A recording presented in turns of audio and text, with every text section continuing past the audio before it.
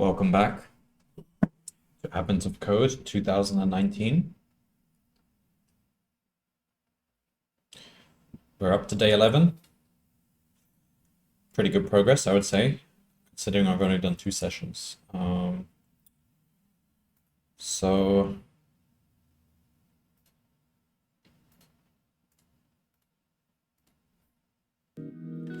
yeah, let's do this. Oh, I mean, immediately I saw int code program.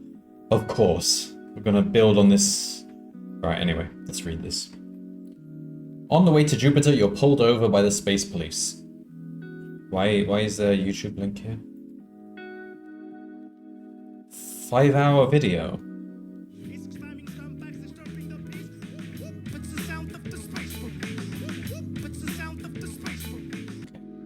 Okay. Hello, DJ. Not wanting to be sent to space jail, you radio back to the elves on Earth for help. Although it takes almost 3 hours for their reply signal to reach you, they send instructions for how to power up the emergency hull painting robot, and even provide a small int code program that will cause it to paint your ship appropriately. There's just one problem. You don't have an emergency hull painting robot.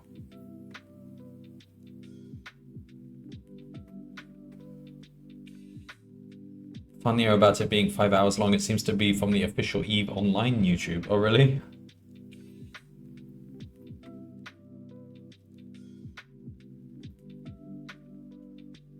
Oh, hang on.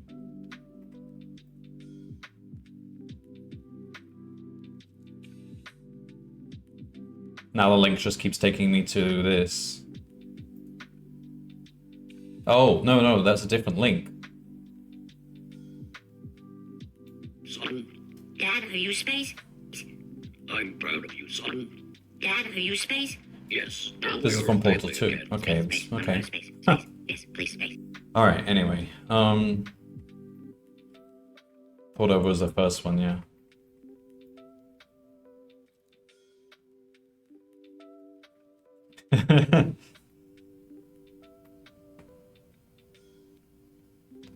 I've played it EVE Online a long time ago. I didn't play it for long. I think it was just becoming... It was starting to die out slowly when I tried to get into it, so... seemed like it was really good in its time, but...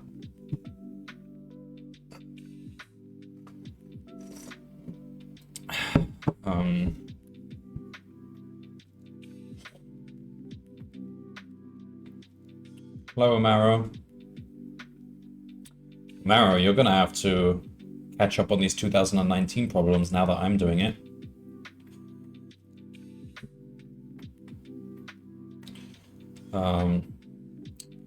Okay, so you'll need to build a new emergency hull painting robot. The robot needs to be able to move around on the grid of square panels on the side of your ship. Detect the color of its current panel and paint its current panel black or white. They start off black. The encode program will serve as the brain of the robot. The program uses input instructions to access the robot's camera. Provide 0 if the robot is over a black wheel or 1 if the robot is over a white panel. Okay.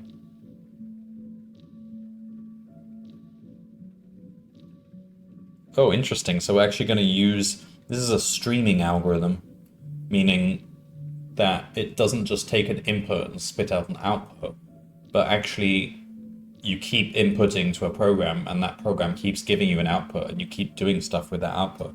So it's just you continuously do stuff. You don't see many streaming problems in these contests, but that's because you need an independent program. But in this case, we built one over the course of like 4 different problems. 5, I think. So now we actually have a complex program that we don't know what it's going to do because it's so complex. So for all intents and purposes, it is a program we can communicate with.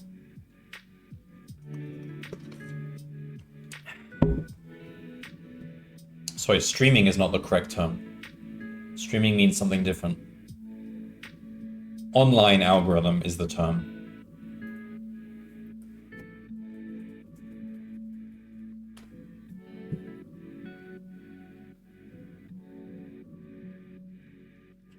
Kind of.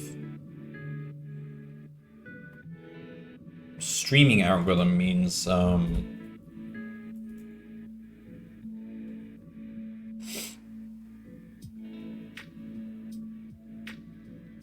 have a continuous stream of data coming in, but you just try to keep up with it. So you get some of the data, you do stuff with it, and you just wait for the next data. But online algorithm is a back and forth process. You're kind of communicating with some black box. It's interesting stuff, and these are algorithms that don't really get tested in these contests much, but they're very important pieces of knowledge. They're just hard to kind of implement as puzzles.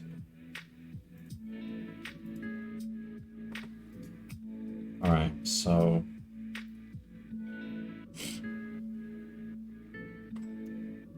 the encode program will serve as the brain of the robot. Oh yeah, and Amaro, you're technically on my leaderboard because when you join my leaderboard, it joins all years. So you're showing up as a big fat 0 right now. So all the more motivation for you to. Most people are though. It's an old year, and not many people actually did this year. It looks like this year has a lot of assembly code programming, which is a lot of people don't like those types of problems, and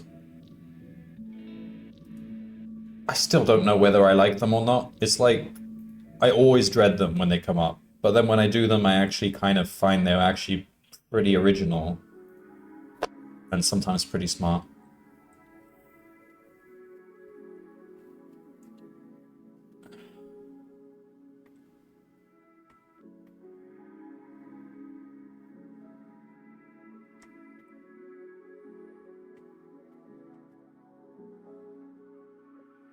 Oops. Where was I?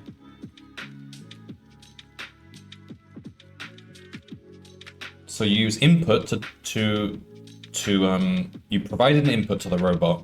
0 if you're on a black, 1 if you're on a white. And then the program will do its thing. We don't care what it does. All we do care is that it gives us an answer. It will output a value indicating the color to paint the panel the robot is over. Okay. It will output a value indicating the direction the robot should turn. 0 means it should turn left. 1, it should turn right. Okay. After the robot turns, it should always move forward exactly 1 panel. The robot starts facing up.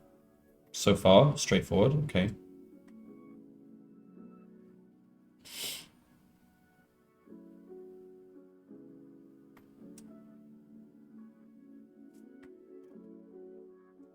It's an infinite grid, is it?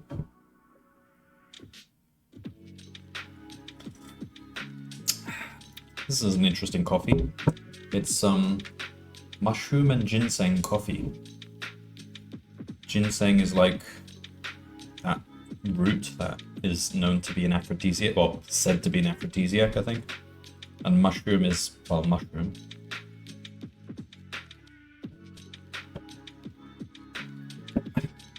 Just spilled some on my leg and now I've just burnt my knee. That sounds honestly terrible. I mean, the mushrooms we get in UK or European countries in general, it would probably taste terrible, but I mean, here in Asia, the mushrooms are so much more varied in their tastes that it's quite plausible you could have any kind of taste that would work from mushrooms. I mean, you have kombucha, which is literally fungus tea. And that's pretty good. I used to make kombucha. Pretty easy to make as well. Like, the fungus just replicates itself so many times that you end up with too much fungus and you start giving it away to all your neighbors and friends and stuff.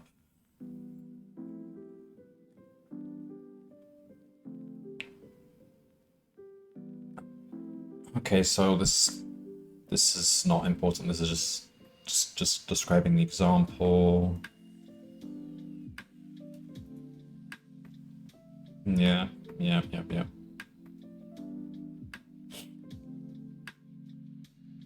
Okay. Before you deploy the robot, you should probably have an estimate of the area it will cover. Specifically, you will need to know the number of panels it paints at least once, regardless of color. In the example above, the robot painted 6 panels at least once. Yeah. Alright.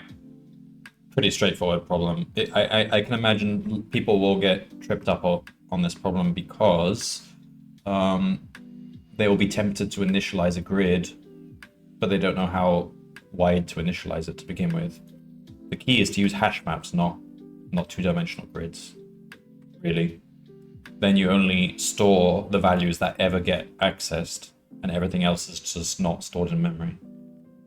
I've seen several of these problems, and I remember the forums were full of people like, what do? I can't initialize a grid of 1,000,000 by 1,000,000. There's too many. That's the beauty of hash maps. Hash maps are 90% of the time when people run into programming issues, the answer is actually hash maps. That's not even an exaggeration. And that's not just in these problems, that's in real life software engineering.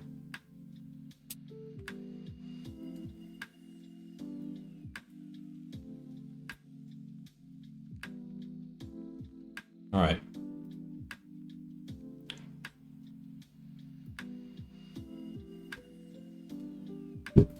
So we're on to 11. Nearly halfway.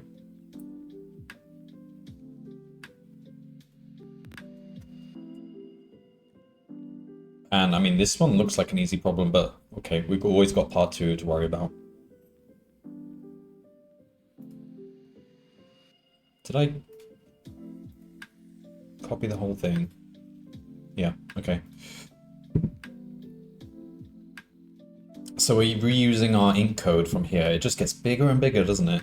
At some point, we're going to have to make this a Python module. Should we do that?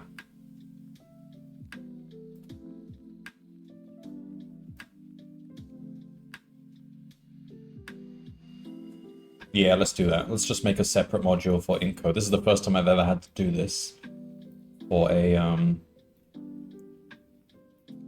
for Advent of Code, but just, I mean, we'll just make a new file here called int code. Just move it in there.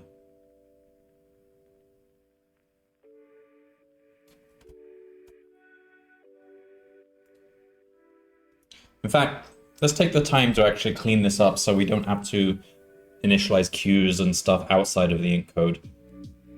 It's all going to be wrapped up in a class.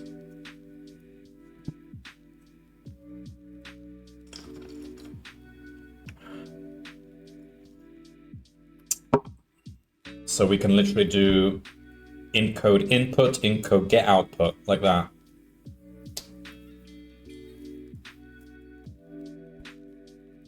So we're going to have a class. Let's call it int code. That's not... What's the... Oh yeah, you do it like that. Okay.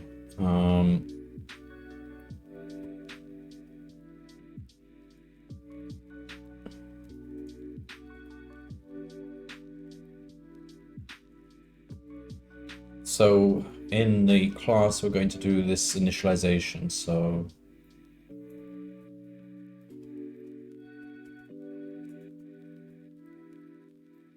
this is going to have to import Q. This is going to clean up our codes a lot because then like 80% of the code will be removed. You'll just import this module here. Import Q.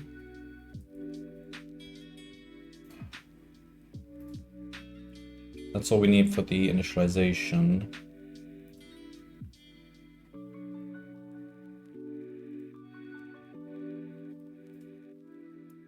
And then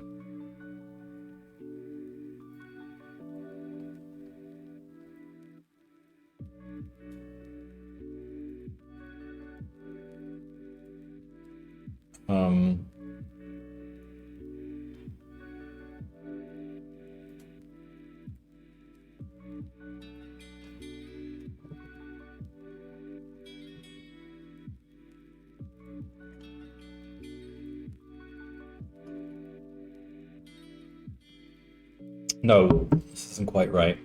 We need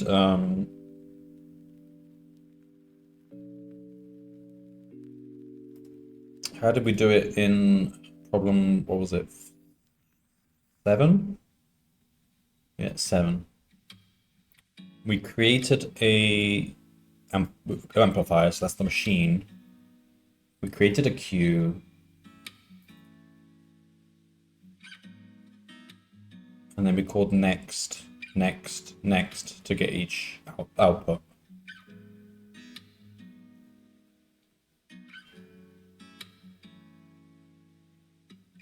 How did we initialize them again? Run in code. Got it. All right, so dot program equals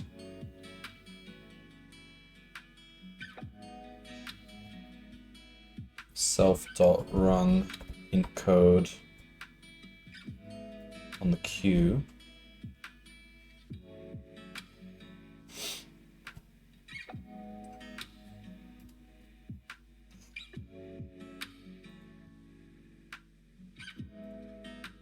We're gonna need to supply a program.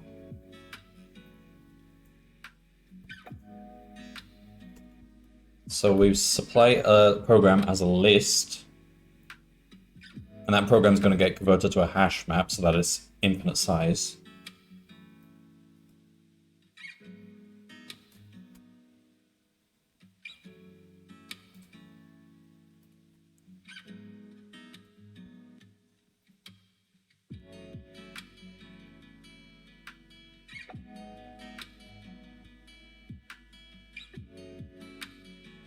Okay.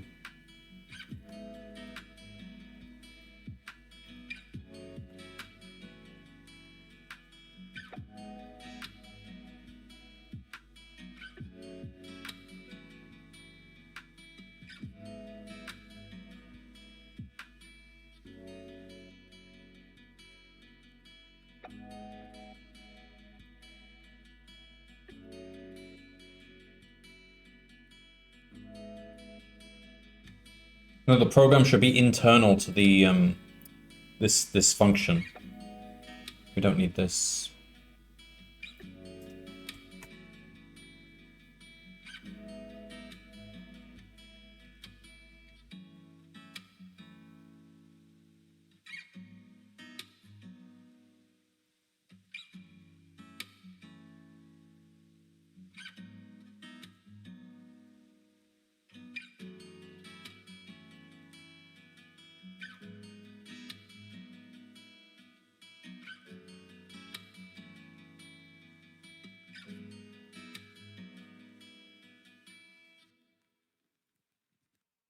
Let's not call it program then. Program is a piece of code. Let's call it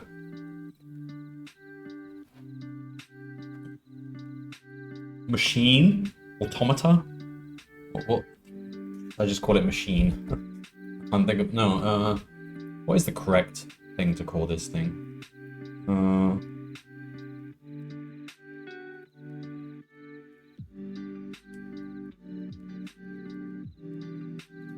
Robot. Well, in the context of the problem, no, because there's already a robot, and this robot is actually moving around and painting stuff. So this thing here is not a robot. Alright, we'll call it automaton. Just to be technical. I think automaton is probably a good word for this.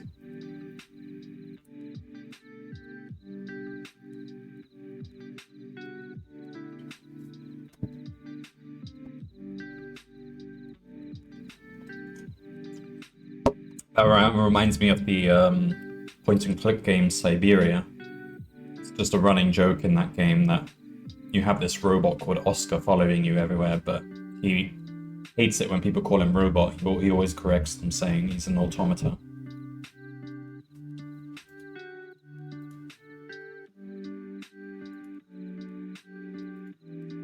Incidentally, my favorite point and click game.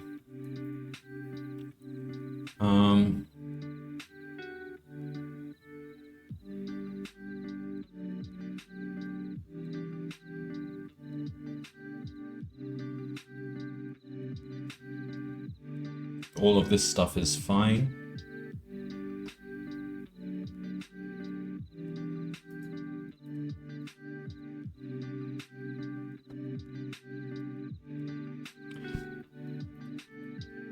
Alright, so there's only two methods which will get called from outside the program.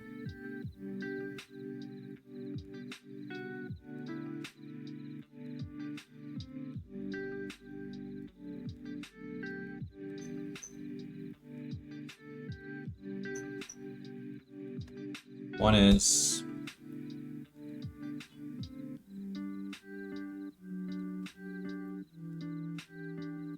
add input, put input.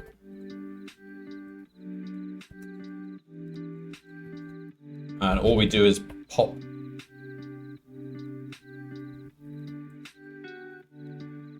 X on the queue. And we do get output.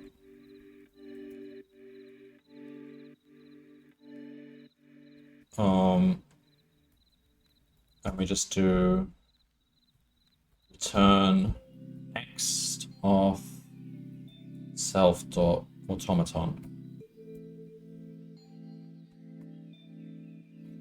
So this code will just run concurrently, and whenever it hits an input, but it hasn't been provided one, it will just stop.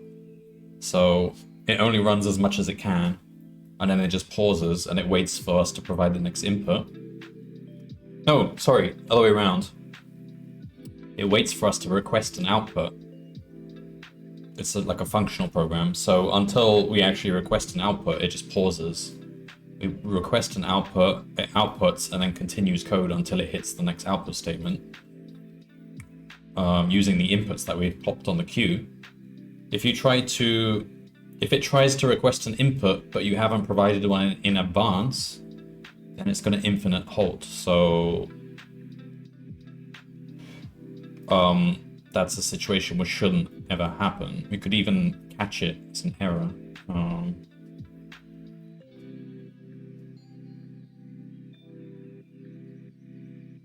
Just to make it really secure. Where do I get the queue? Oh, I need to change all the instances of queue to self.q and self.p. Yeah.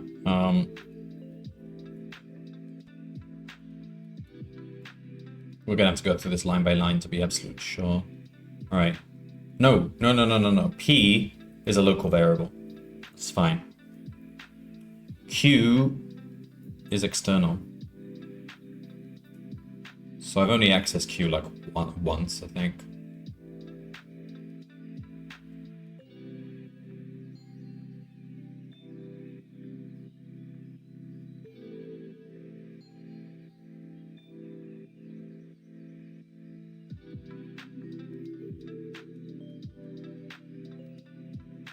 There we are. Yield. Wait, no. That's outputting. Inputting is here, q.get. So that's going to be self.q.get. So that's the only place we input. And that's the only place we output. I think that will actually error out. So we don't need to write our own error code. We'll get the Q error code, it'll be clear. If there's no input. Alright, so put input, get output.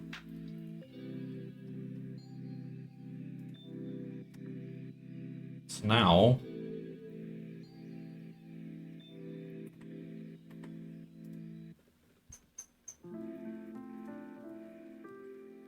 all we have to do is import int code.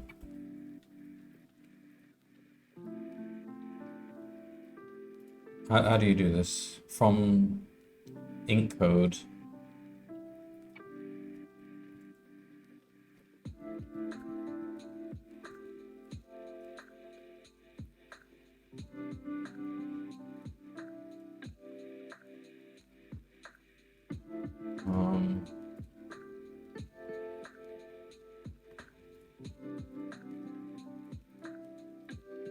Okay, so if we fetch our program, let's see how we did it for 9.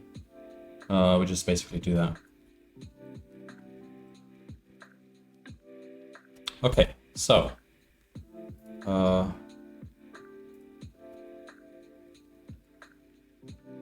int code equals int code. So we need a program, which is this program. That's it.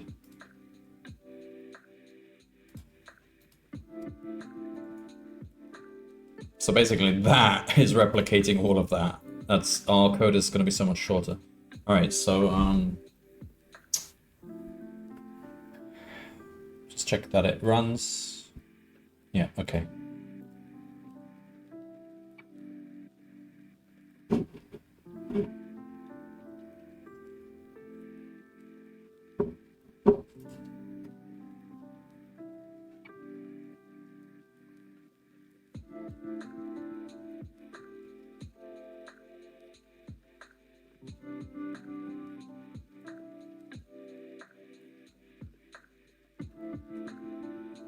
I'm actually not sure what the behavior of q.get will be.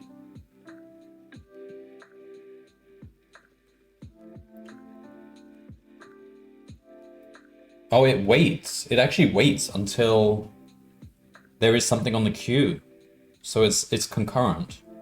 Interesting. Oh, that's what we want. Okay. So then we don't have to worry about providing the input before running the program. The moment we pop something on the queue, it will continue execution. Oh, that's amazing. Okay, fine. All right, so now let's do the actual problem. So we've been given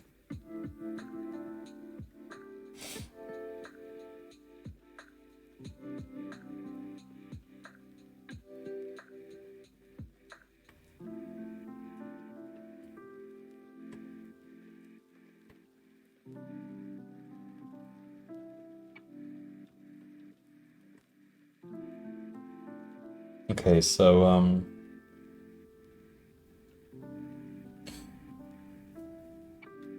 squares equals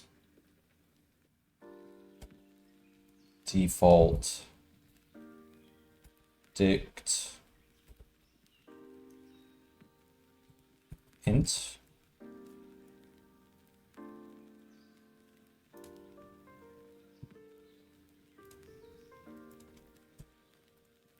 so it initializes to 0 for every cell. The robot, let's say the position is 0, 0. We'll do x. We use x and y cardinal coordinates because we're not actually dealing with a grid here, so we might as well. Okay, so direction equals 0, 1, looking up.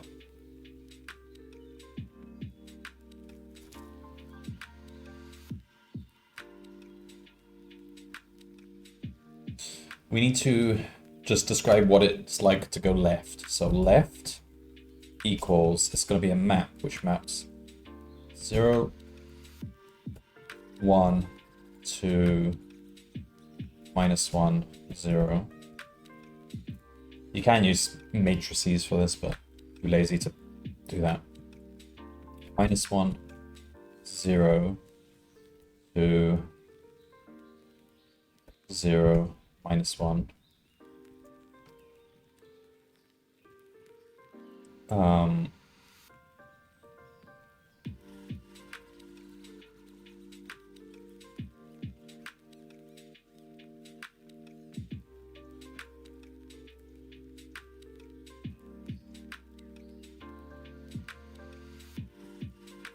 Actually, let's do the matrix approach just for a bit of practice.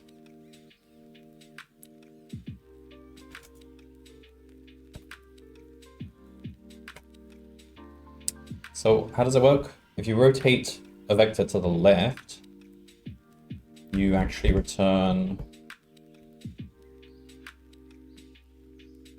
So you actually change direction equals...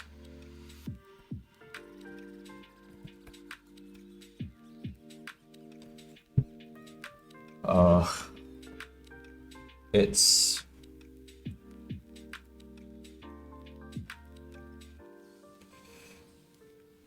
minus direction, so it's minus the y value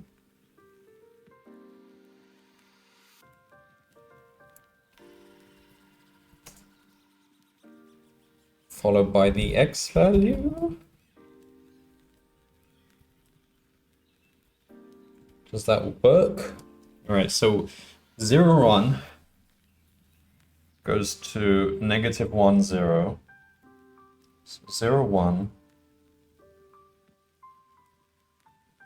That works for that. Okay, so negative 1, 0 goes to 0, negative 1.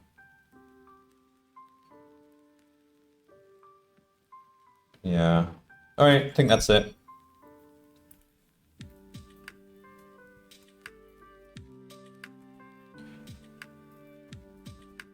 And right would be...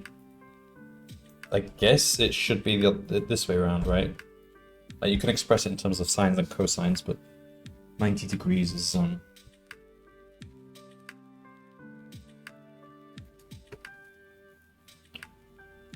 just a quick check. So 0, 1 would go to 1, 0.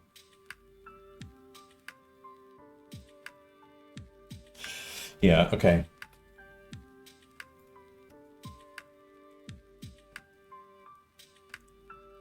All right, so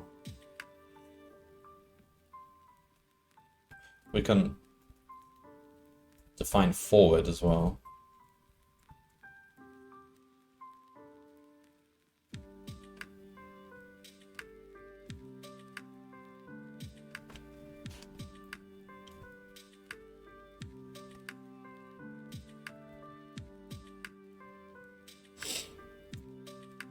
It's going to be... Wait, no, we're not. The pause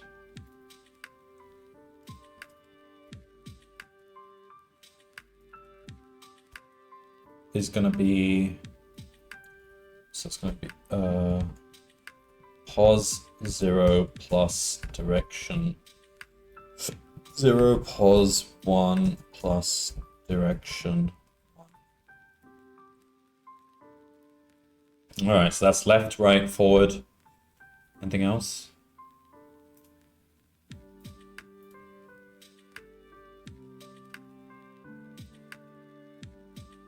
Okay, so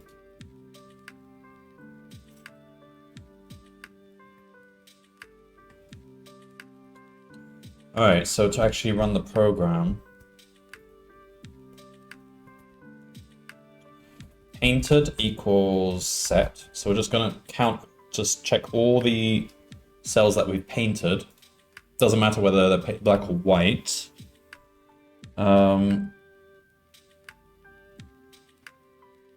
We don't even really need to record.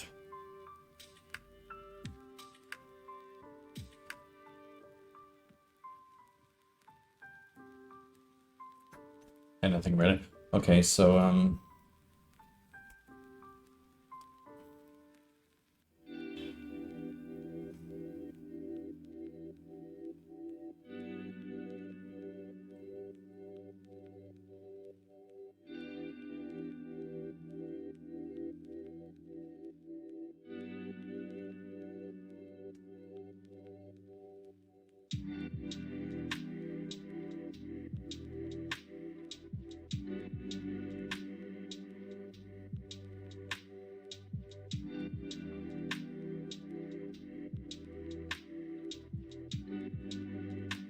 So how do we do this? We need to just now while true. What's the first step? Setting up.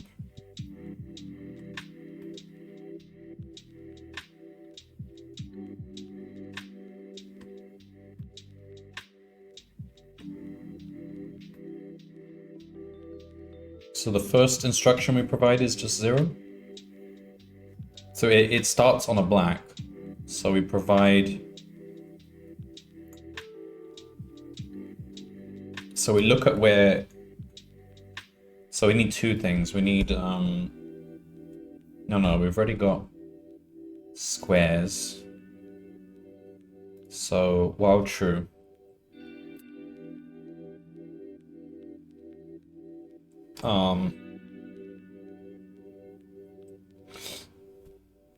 Int code dot put input. So it's going to be a 0 if or a 1 if squares of the current pos. It's 1, else 0. Or you can actually no, we'll do it like that.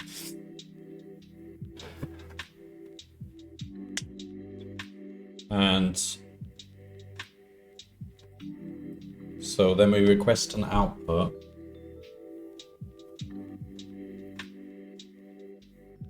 So the first output will be the color to paint the panel it's standing on.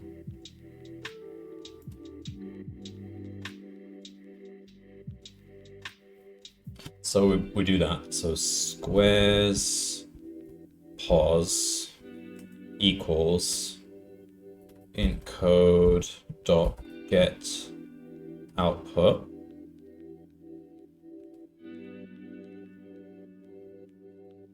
And then the next output will be direction it should turn.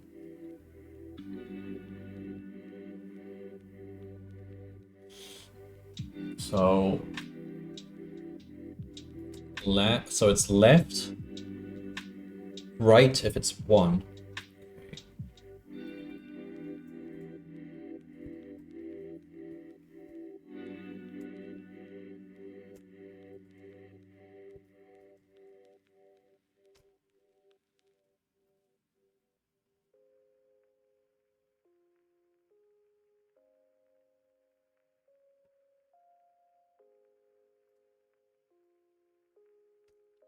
And then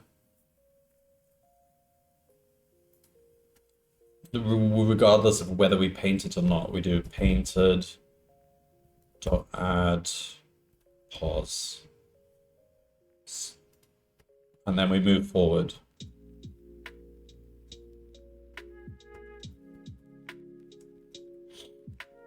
Now this is going to infinite loop.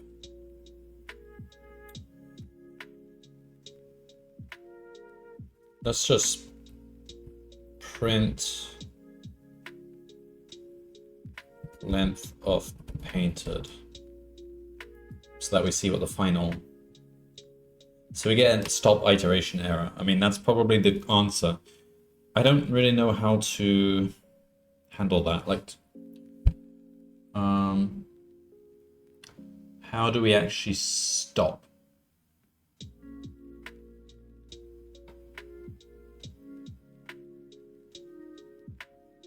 Okay, so the first encode should have a boolean self dot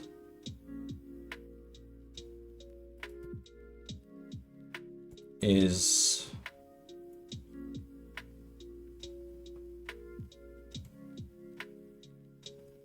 finished. It's false.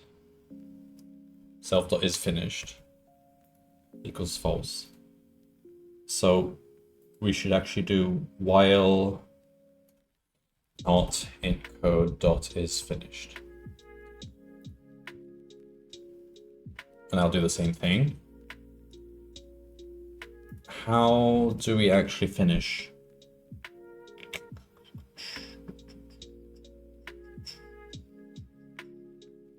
We want to...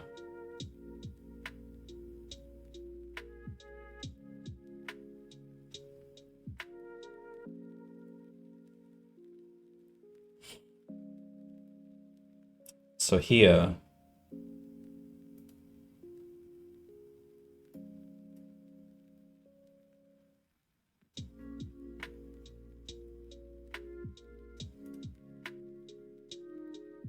It's if we hit 99, isn't it?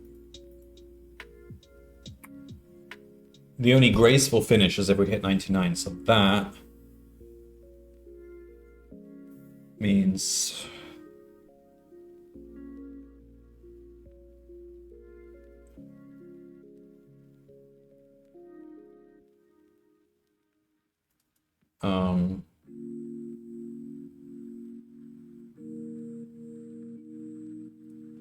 just do this.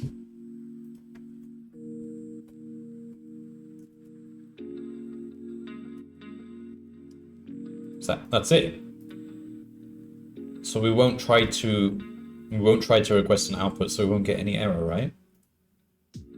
Oh, we do. We still attempted to do that. While not is finished.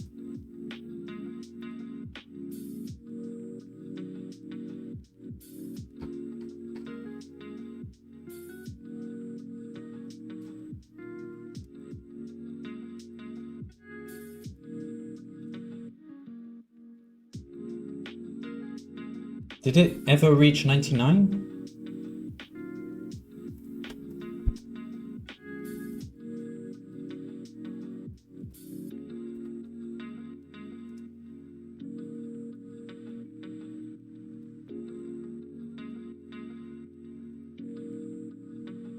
Done.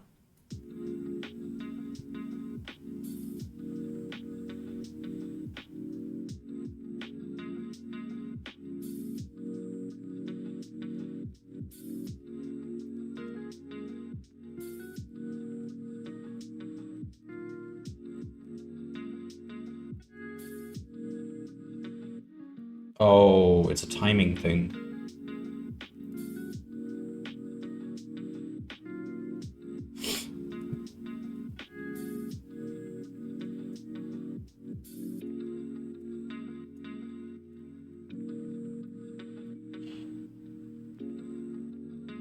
So we put an input here.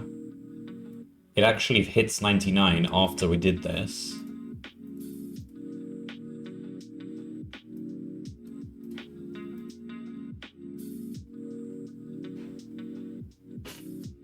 Alright, so our options are... either we do this, we just have to make sure we check if it's finished before we request the output. You shouldn't need to do that manually though, you would think. How else would we do it? I mean, you could...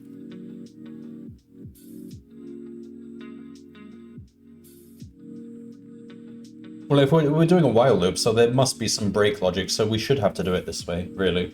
Yeah, so... but you would think...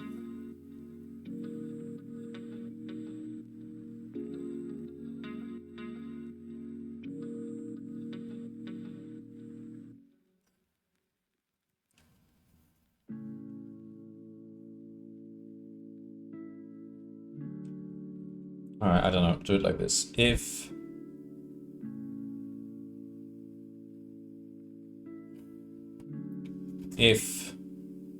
not in code dot it's finished. Hang on. What did they say would actually be the finishing point? Like what actually happens with the robot?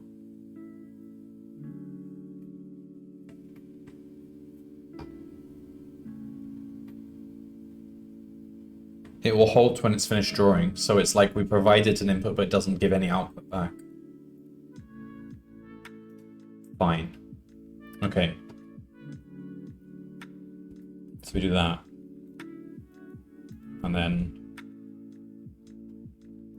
do that. So that should Bool object is not callable.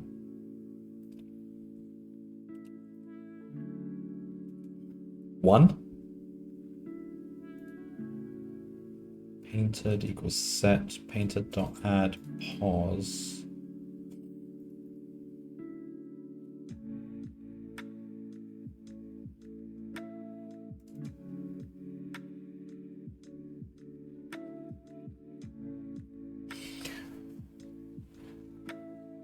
Wait, but the length of painted was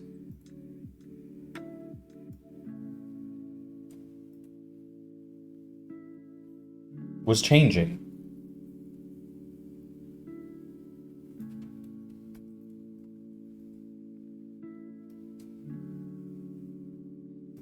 Oh my god, that's the wrong way around. If int code is finished.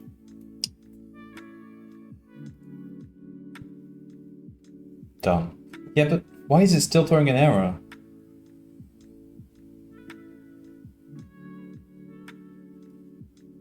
We tried to call output. Oh, I see.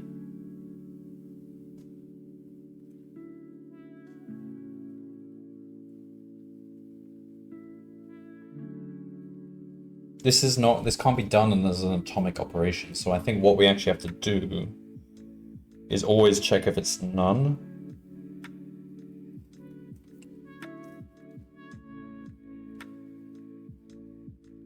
I don't know what the correct way to do this like cleanly is, but I suppose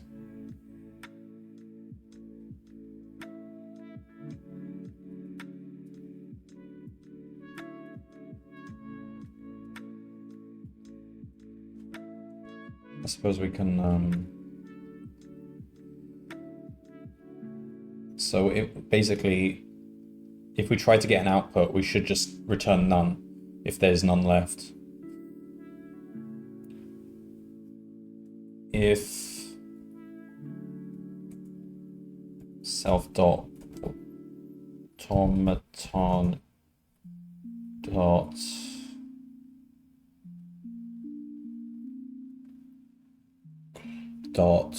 I don't know what any of these methods do.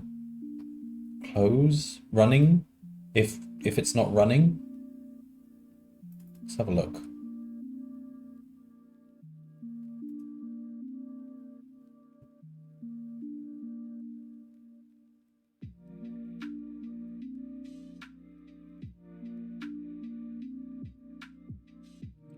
Alright, have a quick search. Python, check if generator is finished.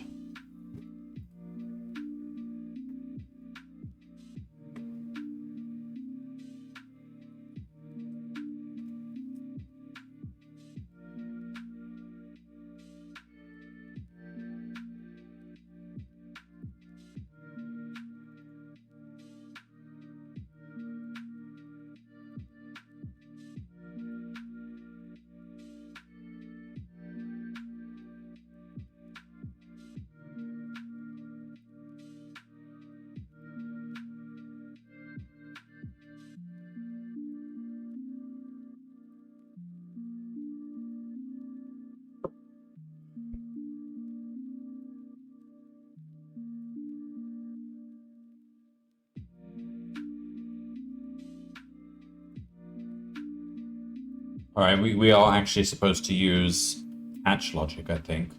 So you do try hatch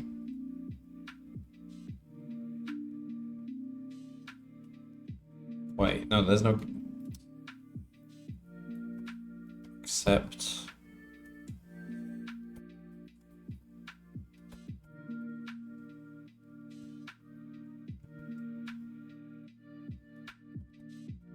do that.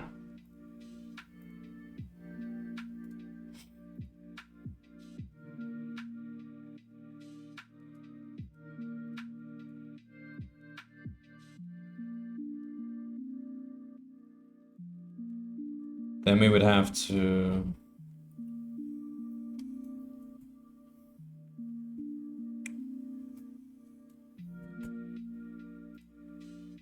I mean, I've got the answer sitting in front of me, but I'm just trying to make this actually just, you know, like production safe. O equals...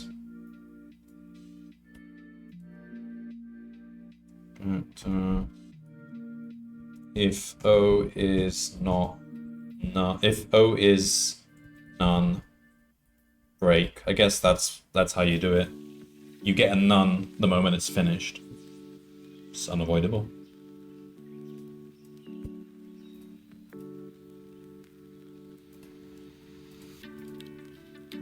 "1951. We don't need to print done anymore.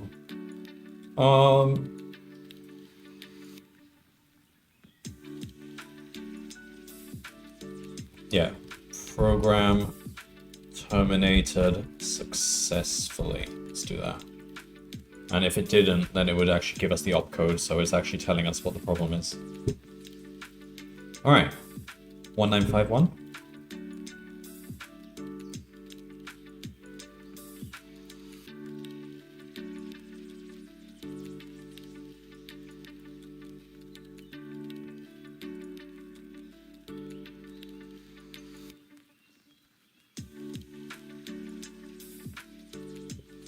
Alright.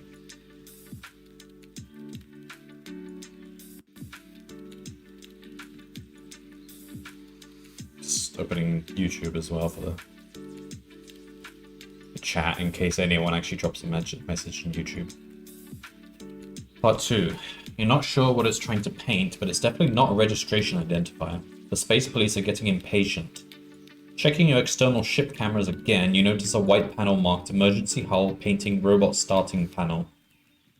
The rest of the panels are still black, but it looks like the robot was expecting to start on a white panel, not a black one.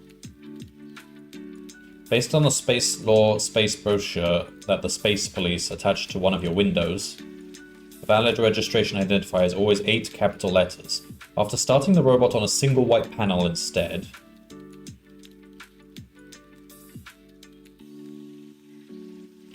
what registration identifier does it paint on your hull?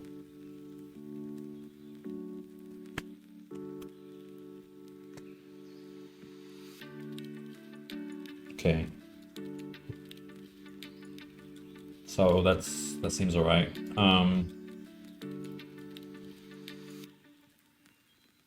Part 2. Let's wrap this up as a method.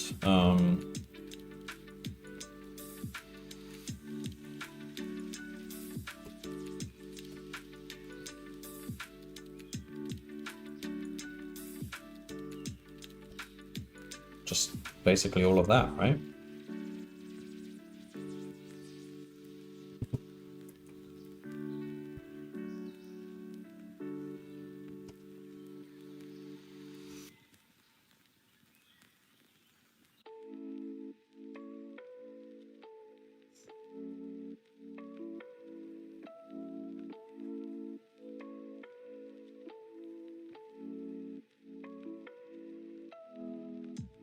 Okay. So we want to reset the program, so just say,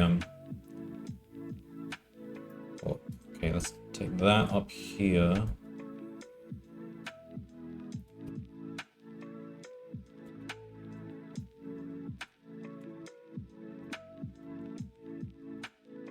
So painted is an empty set again. Just reset everything.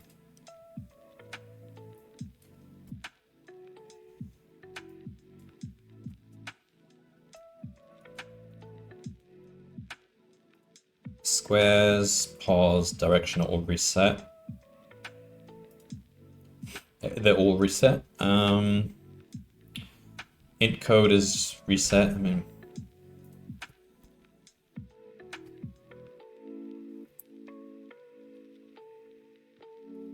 but we want to set squares. The initial square is white.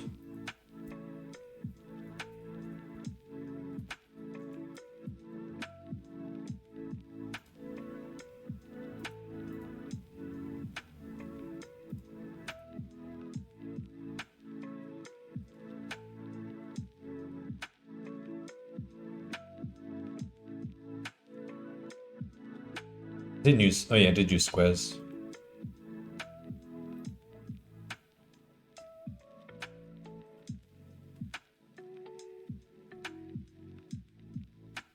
That should actually come after. We could have got it wrong for part 1. But we got lucky that it ended up on a square it had actually already been to before. Oh, what's going on here? That should actually be afterwards. We only paint if it tells us to paint. So do we still get 1951? Yeah, okay. Program. So that's confusing. Call it int code. Alright, so now we reset everything. We put 1 here, painted, set, encode, program. And then just run the robot again.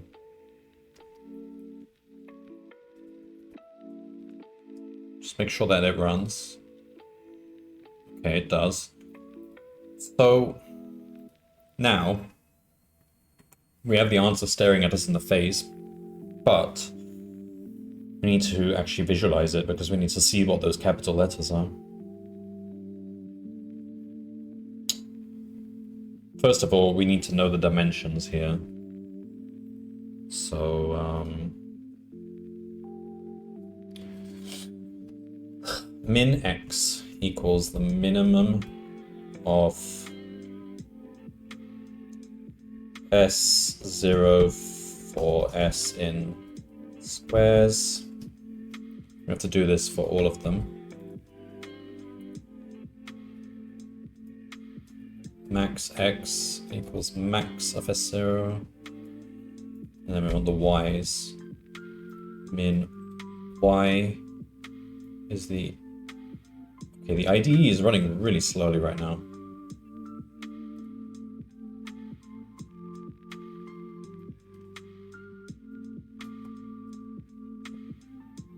Whoops.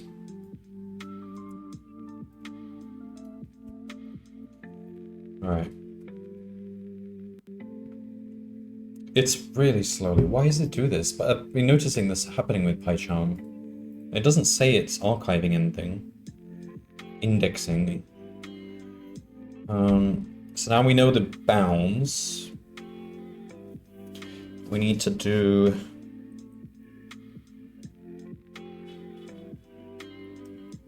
We need to make a new matrix.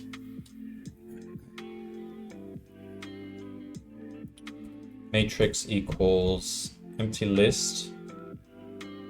So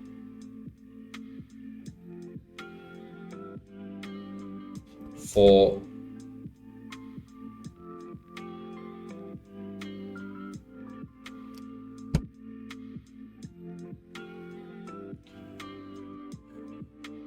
y in range,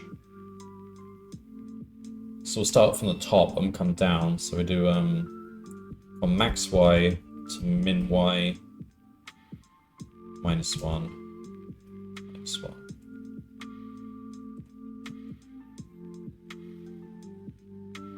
Row equals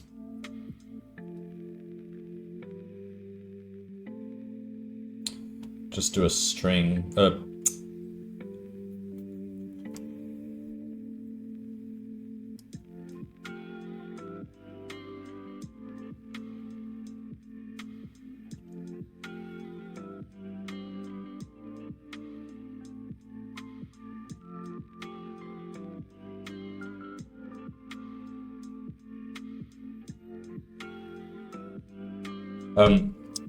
Just do, okay, row equals, so it's going to be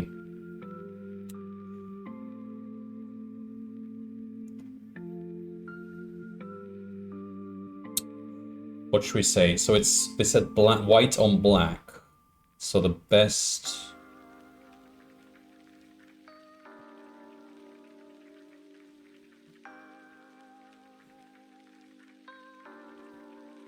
So rho equals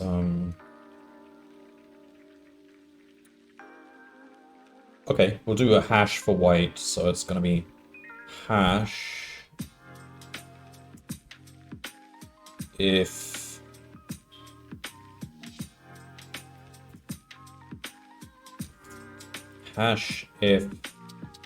squares x y is 1, else empty space for x in range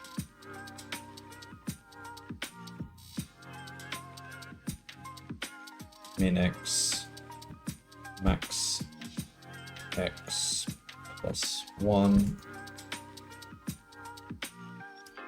Okay.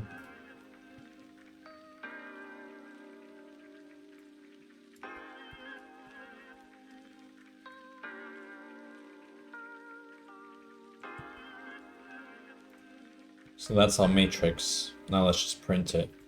For row in map print dot join row. Alright, let's see what this looks like. God, how it's not easy to read that.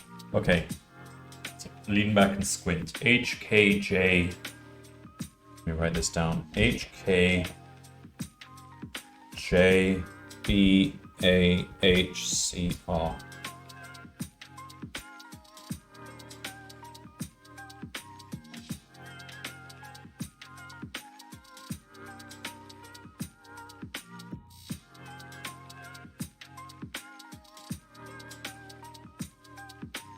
There's no way that could be wrong. Or they could make it so that it spells a different word if it starts on 0. Well, we tried this before and then it didn't do anything. We try it again for this problem.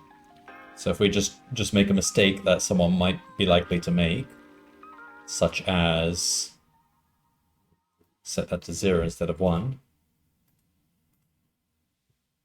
what do you get? No, nothing discernible. I was hoping it would spell a message out and then people try that and are extremely confused as how it could possibly be wrong because it does actually spell a word out. That'd be great. You should have done that.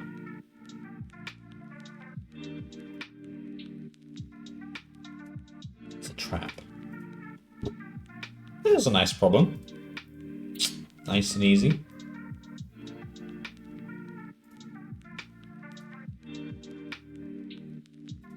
So that's day 11. That took me an hour? Really? Wait. Oh, well, I guess I was cleaning up my int code, so yeah. The actual logic for 11 didn't take too long, but it was a good idea to modularize this int code. Okay.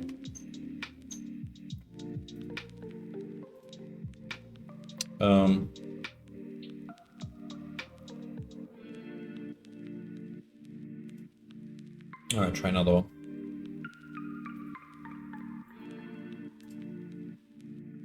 What's this? 12. Alright.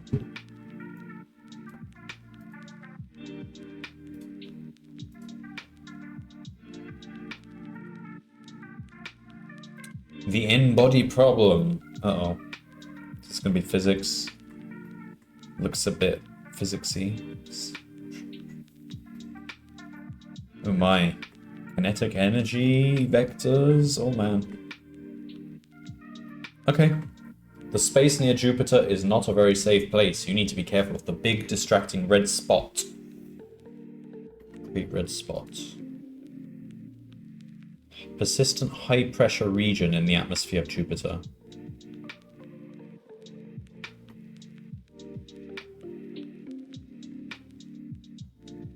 Interesting. Extreme radiation.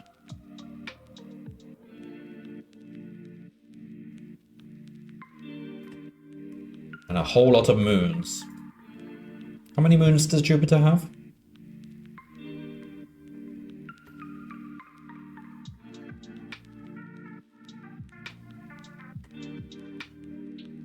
This is a list of the moons. Hegemon, is that a Pokemon? These could all be Pokemon.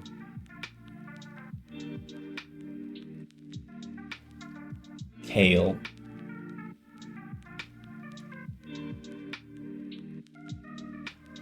Meme.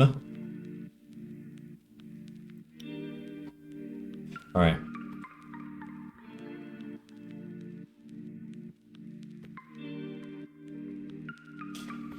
You decide to start by tracking the 4 largest moons. Io. Oh yeah, I've heard of Io. Europa, Ganymede, and Callisto. I've heard of Callisto. Oh, what video game used that? Callisto.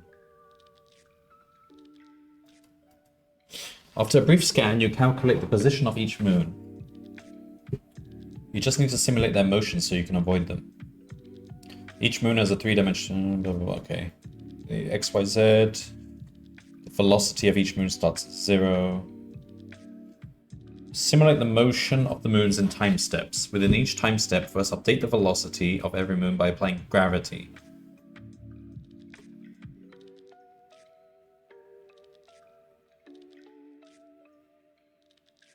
Ah, so they're not going in a straight line. They are in stable orbit, I guess. Or it may not even be stable orbit. We just apply gravity. Fine. Gravity is a force towards a point. So we're going to have to calculate the vector towards that point and add the gravitational strength as a vector. Then once all the moon's velocities have been updated, update the position of every moon by applying velocity. Okay. And that's one time step. Okay, I can do that so far. So apply gravity. Consider every pair of moons. Oh, it's gravity applied between every pair of moons, because that is how gravity works. Is it going to be follow the inverse square law?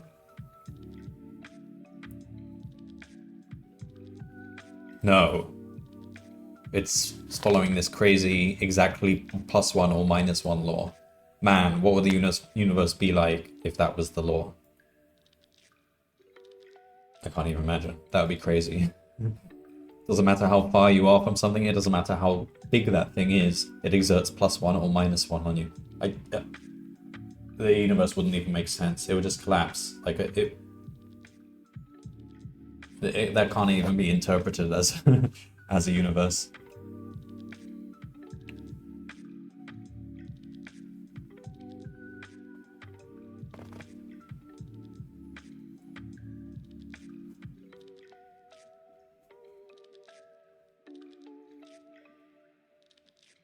So they each get pulled towards each other in both x and y by 1.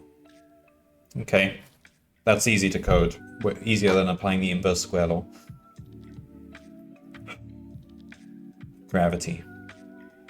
It's the weakest force in the universe. The strongest force is electromagnetic. And then in between you've got 2 forces, strong and weak. I guess strong is stronger than weak.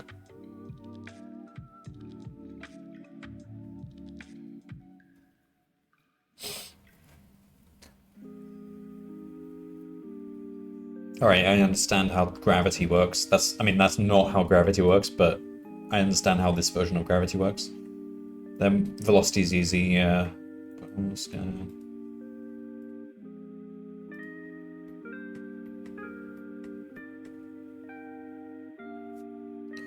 It might help to calculate the total energy in the system.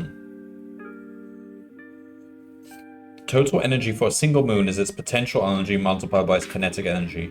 Potential energy is the sum of the absolute values of its x, y, and z coordinates. So is there something special about 0? Is 0 Jupiter? Okay, fine.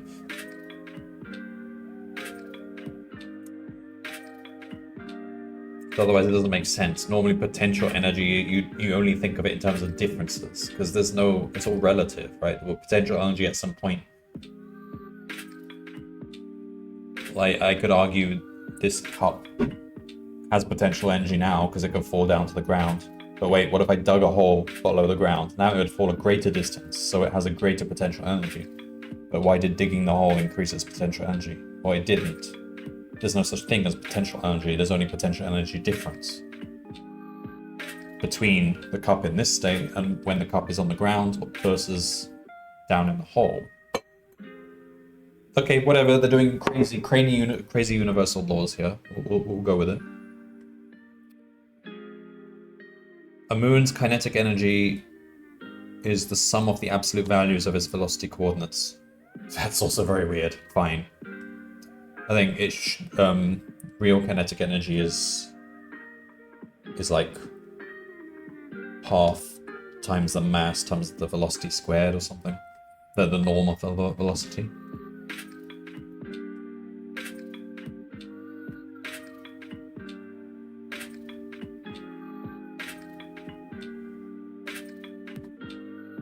Below each line shows the calculation pot.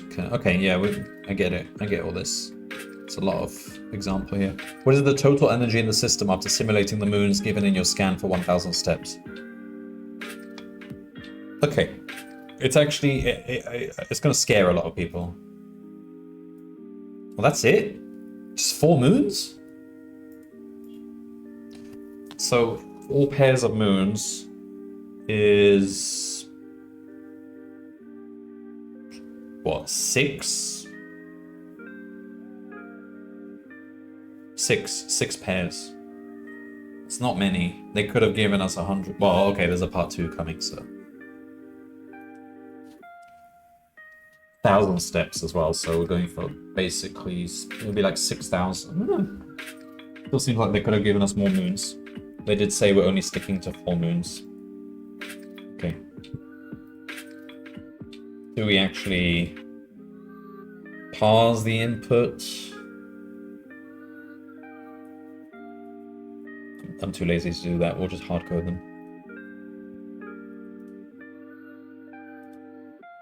See, if I was doing this live in December, I probably would parse the inputs so that I could make a nice Git page with all my codes and they run on the inputs so that people can actually run them on their own inputs. But we're not doing it live, so I don't care.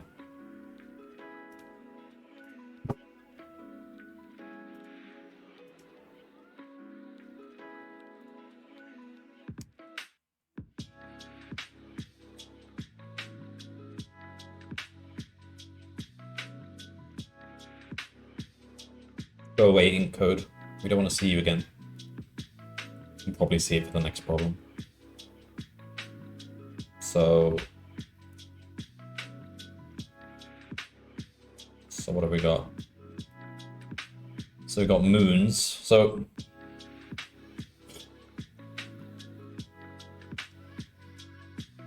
So let's say pause or okay, x's equals x is a vector, let's say. So x is, I know it might be confusing x, y, z, but x, I mean the vector x, y, z. Yeah, just go with it.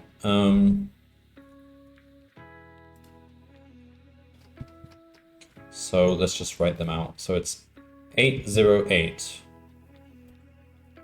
808.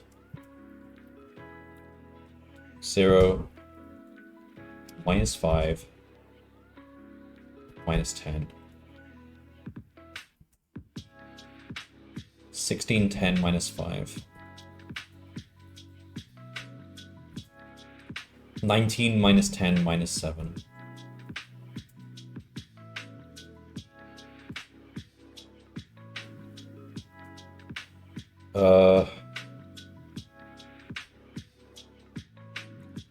B's equals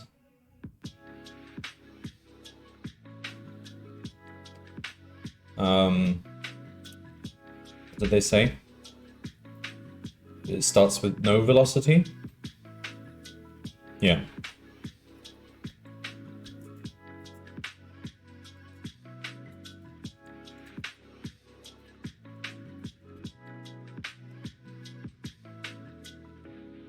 So that's the two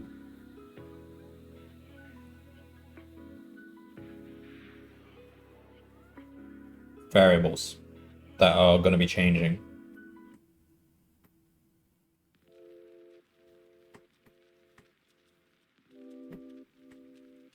So let's make a bunch of methods just to make this more functional. Then it'll be easier to debug and stuff. So the first method we want is to apply gravity. This is actually the most complex one.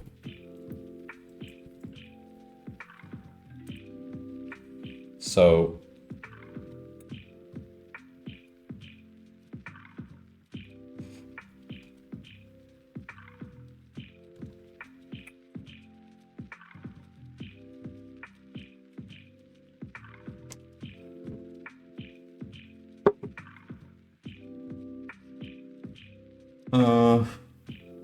it's the cleanest way to do this then.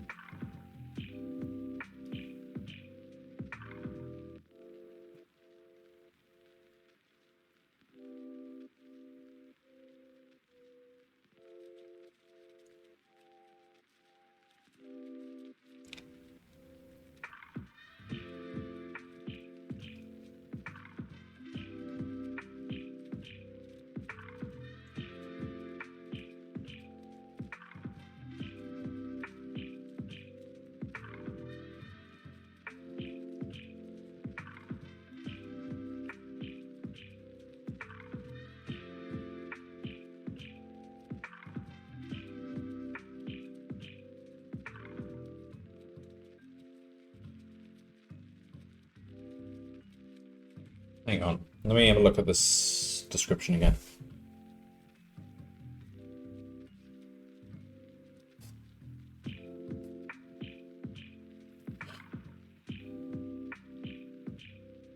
So gravity has to be applied simultaneously, because otherwise it would matter which order you look at the pairs, right? So we've got to build up a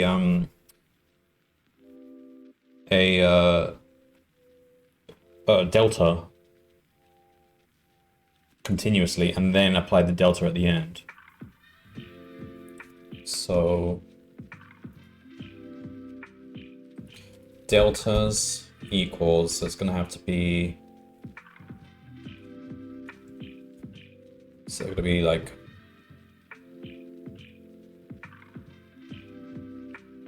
zero, zero, zero, four. So this is the deltas. So for every pair, so we want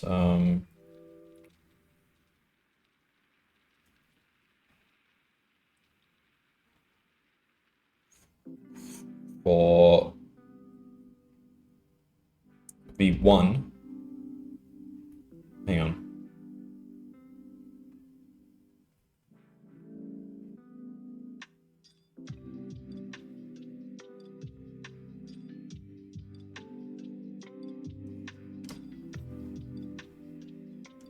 Based on their positions. So for x1 in XS, or x2 in X's, for x2 in X's,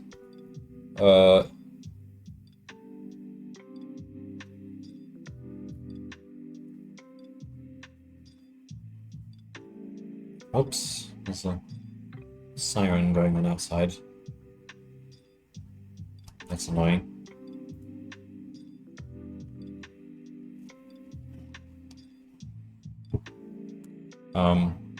I'll just keep talking, I guess. Okay, we don't want to do this. We want, well, this is enumerate. This is J x2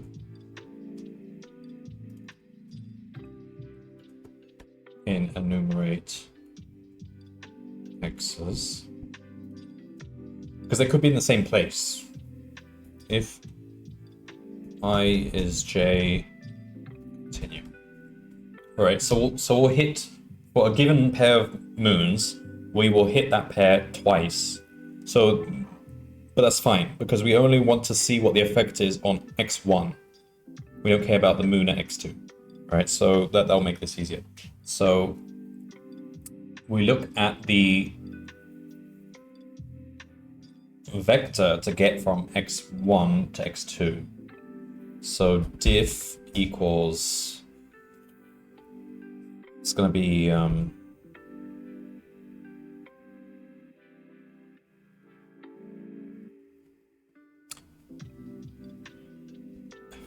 so it'll be like x2k minus x1k, or k in range 3.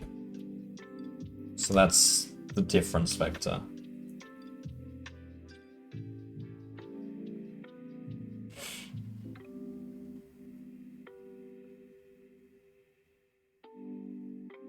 So for example, if we're at 3 and they're at 8 in the x value, we want to add 1.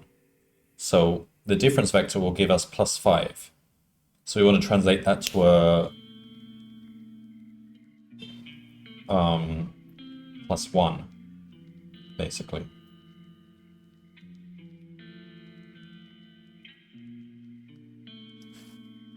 We don't have a sine function in Python, let's just make one.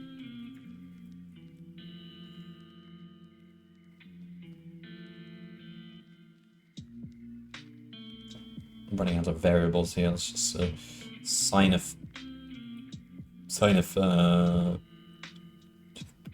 u.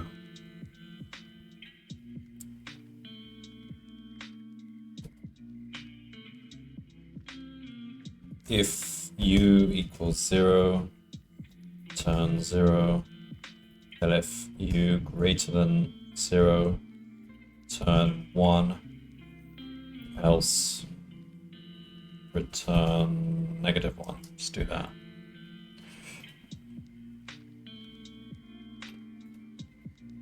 So we could actually just do that, sine of that.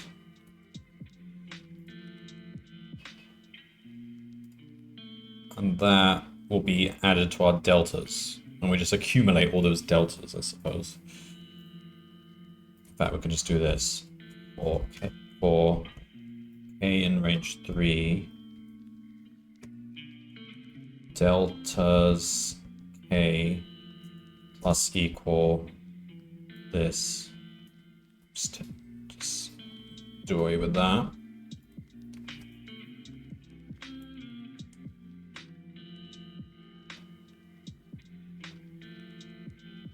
No. Deltas I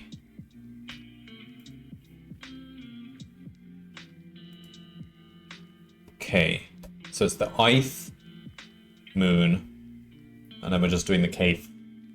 In MATLAB, you could use MATLAB to add vectors together properly, but whatever. Ik. And we don't worry about j, because j will be addressed again when we visit it the other way around. So that should update the velocities. No, it wouldn't, because we didn't actually update the velocities. All we did was we accumulated deltas. Now, so basically, for I in range 4,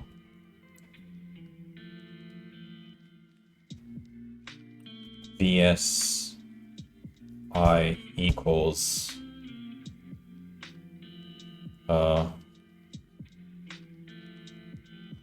should we create a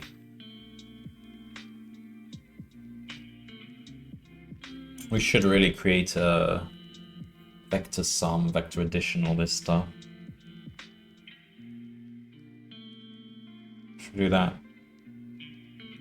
And then I could put it here.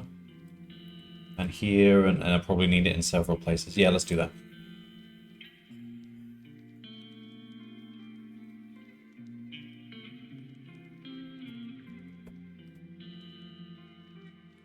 So we need a class vector. It's gonna be like this.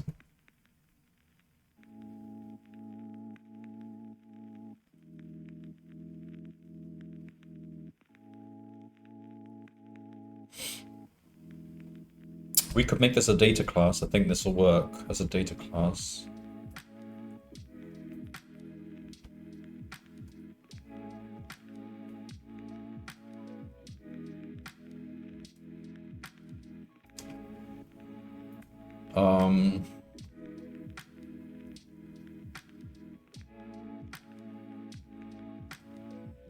So we've got x, which is an int, got y, which is an int, z, which is an int. Fine, we want to add two vectors. Or maybe it's even defined already, I don't know. Let's test this out. X, so v, don't want to use v, use w equals vector 1, 2, 3. U equals vector 2, 3, 7, whatever. Print w plus u. Does it automatically define this stuff?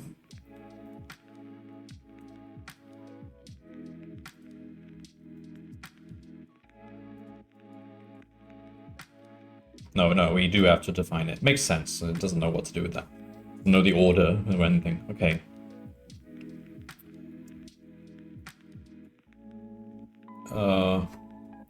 Fine. So it's gonna be add. Turn a new vector. So it's gonna be self.x plus other.x, self.y plus other.y, self.z plus other.z. Similarly, we can do subtraction.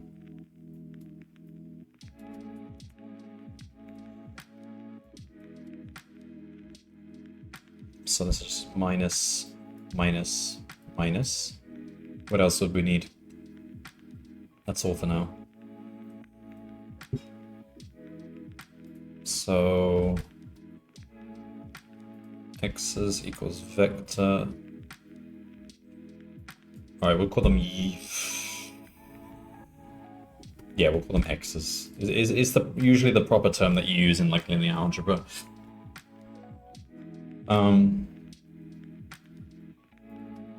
So that. Okay. Now let's use all this stuff. So deltas is gonna be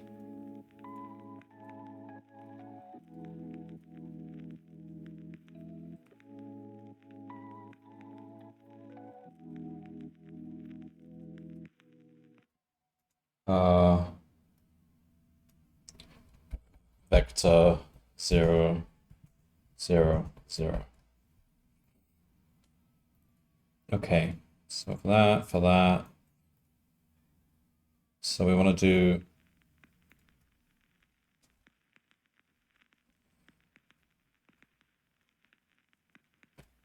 deltas I equals deltas I plus, we need a sign. So we can do x2 minus x1. But we need to do a sign. So that gives us a vector. And we want to make it have a sign method.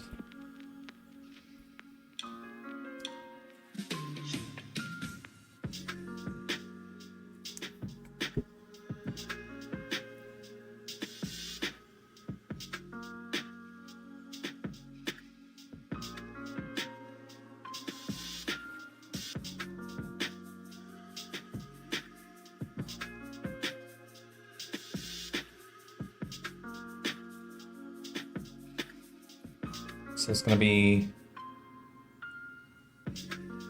use this sign, essentially.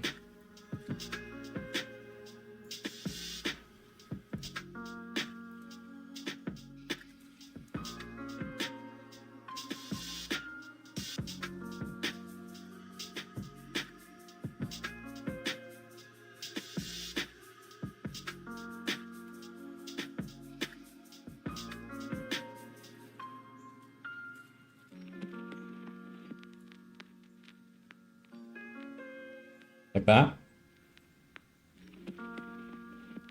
So this deltas is just going to be dealt what it was before plus that, and then signed into a 1 or a -1 or a 0. Does that look okay for now? Alright, no complaints. So that's gravity. What's next? So that was the hardest one out of the way. Now we apply velocity.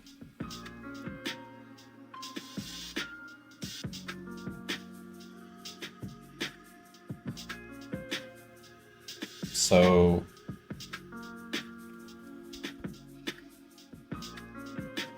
just call it movement. This one's easy.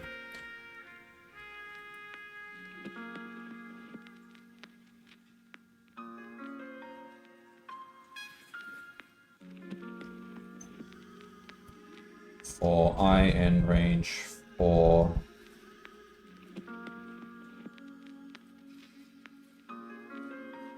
X's I equals whatever it was before plus whatever its velocity is.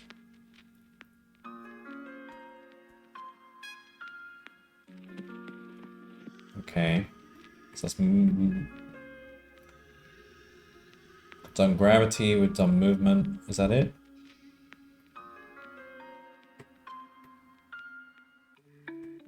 So after 1,000 steps, let's test this out. Or in range 1,000, like gravity, movement. So after all this happens, I want to see what they look, where their positions and their velocities are. Their velocities are 0. Why is that?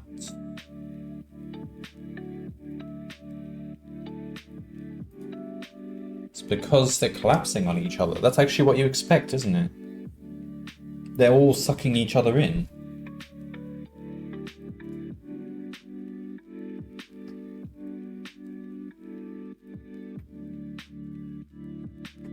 Except it's not, because they're actually asking us for the kinetic energy.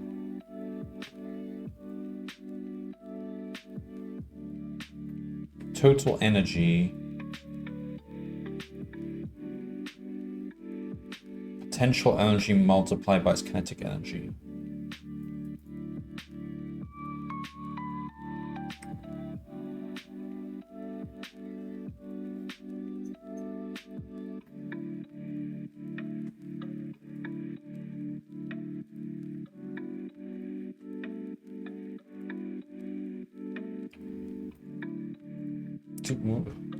I mean, that sort of makes sense. Wait. No. This doesn't make sense. Their positions are not equal. Their velocities never changed to begin with, did they? So it starts off as zeros. Did I ever change the velocities? No, I didn't. I forgot to do that. Wow. Alright, so we got the deltas. And now we just update the deltas, right? So we just do this. Vs equals Vs plus deltas. Like that. Alright, now I'll do it.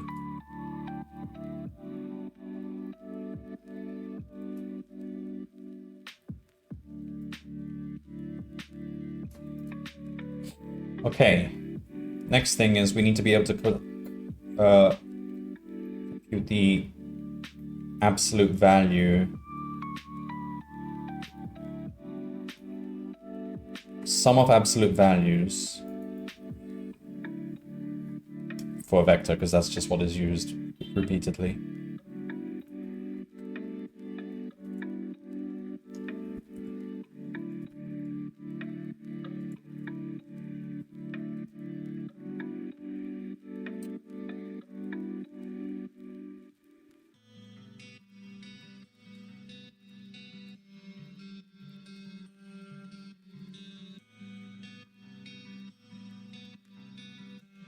Okay, so when we have done this, we want the total energy for a single moon is its potential energy multiplied its kinetic energy. So energy equals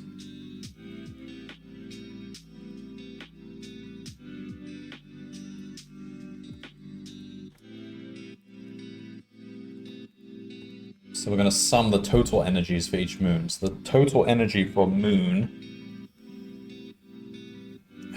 it's going to be this times this, where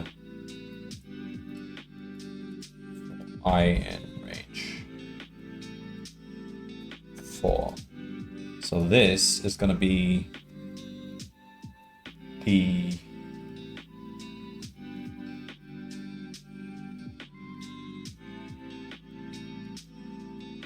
position. So this is going to be the x's I dot abs sum of abs. This is going to be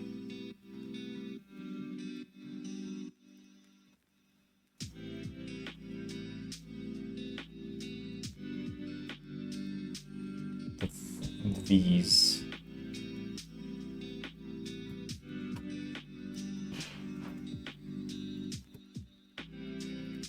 Energy 12490.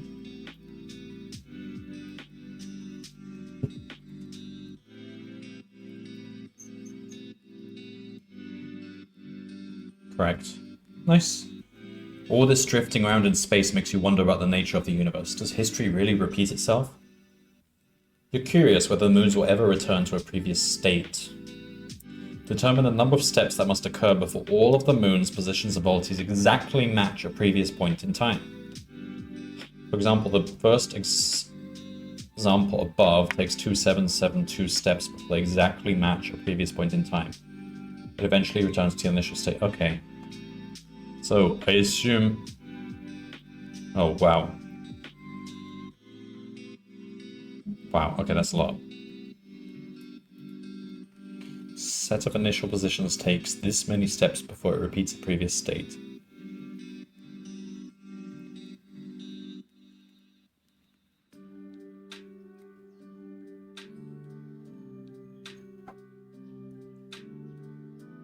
Oh man. So does it get into some... I'm guessing I'm guessing it's reached some sort of stable orbit. A weird definition of orbit here, but it's an orbit where each moon individually has its own cycle.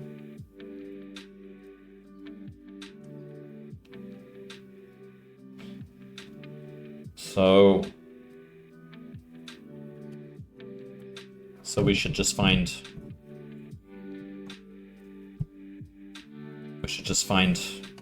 like, I don't know, for one moon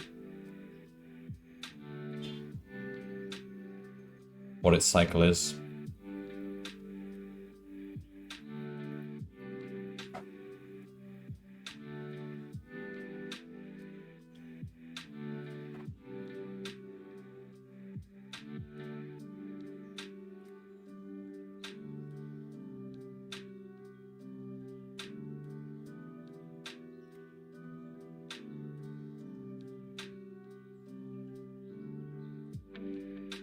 So for each moon, we want to find the start of a cycle,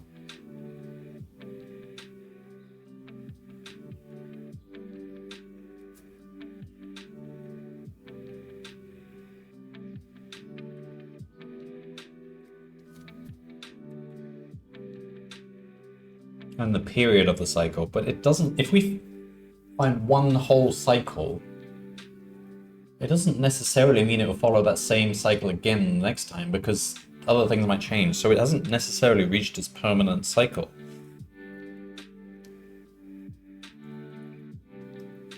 I'm not sure.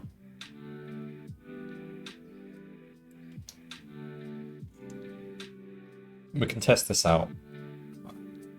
Turn something on.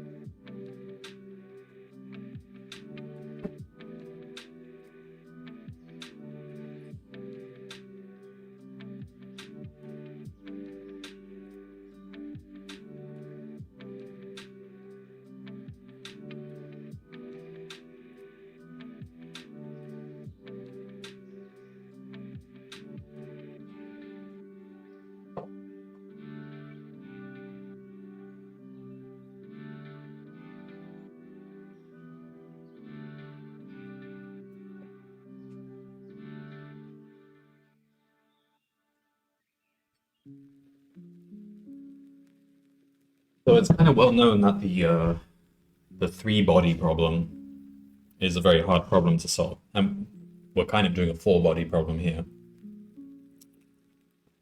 So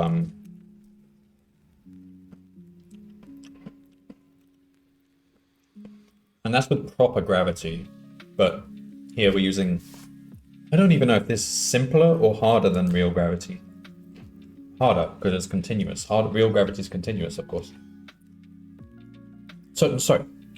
Real gravity is harder. Right, so,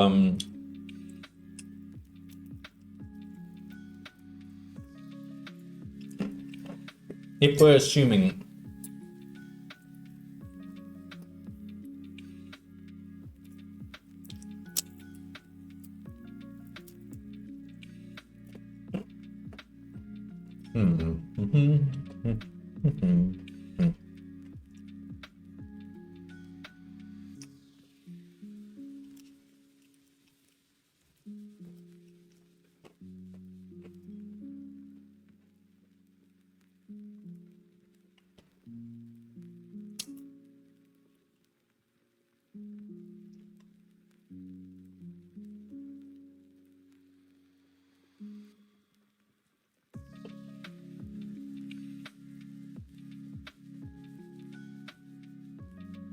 okay.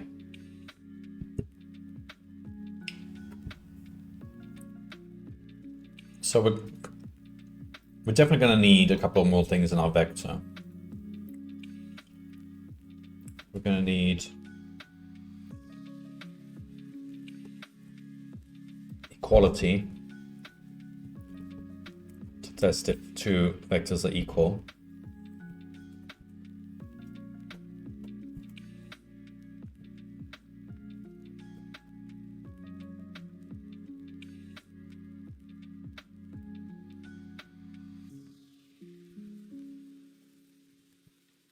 Oh, no. I think it's already, it knows how to do this. We don't need to do that for data classes. It just tests whether X, Y, and Z are all equal.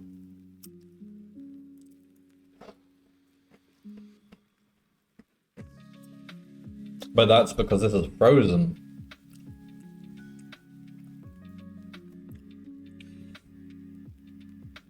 We need to make it frozen. How do we do that?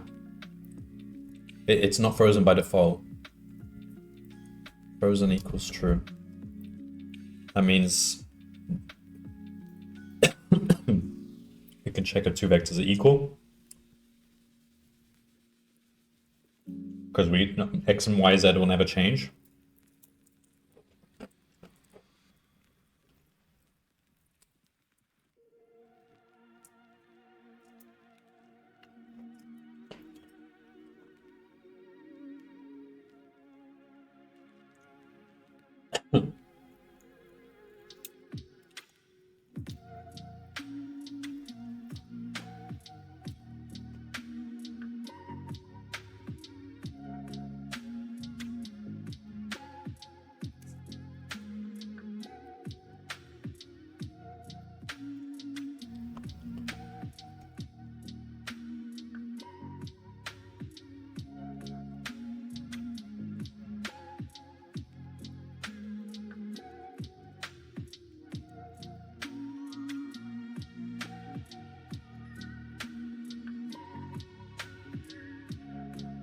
Right, we might be lucky.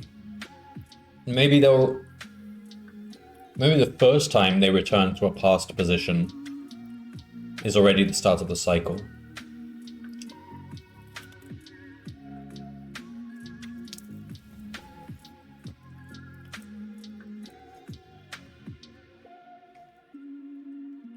So...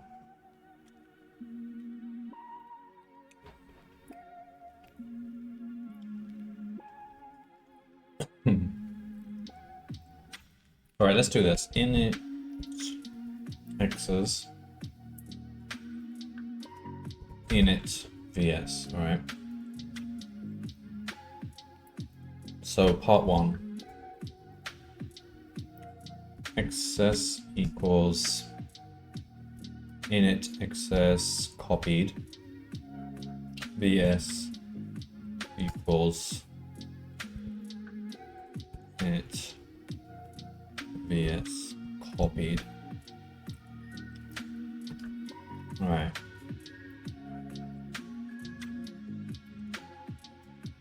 Part 2.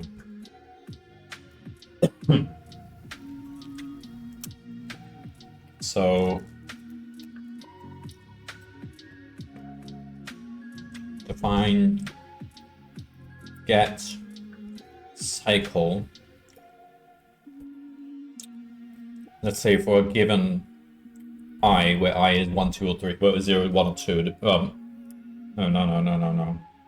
Yeah. I is the moon index. So if we're only focused on moon 1, we run the n-body problem, and we try to identify the point at which the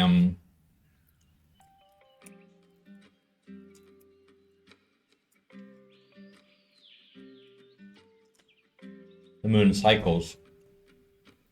When we do that, we spit out the point at which the cycle starts and the period. Okay.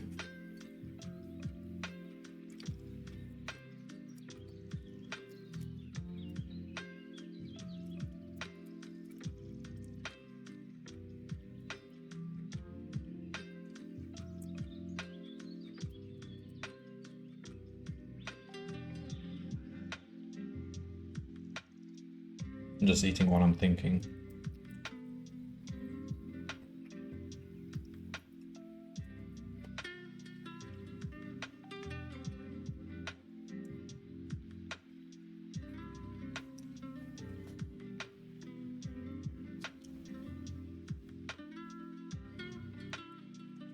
Oh, this always confuses me. I have a feeling we're going to end up using the Chinese remainder theorem or something.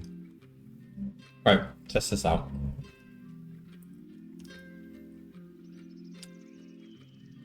So, x's equals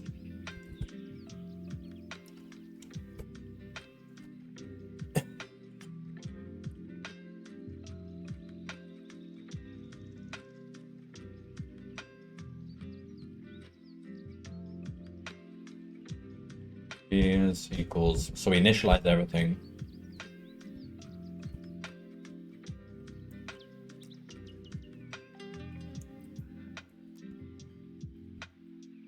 For t in count infinitely,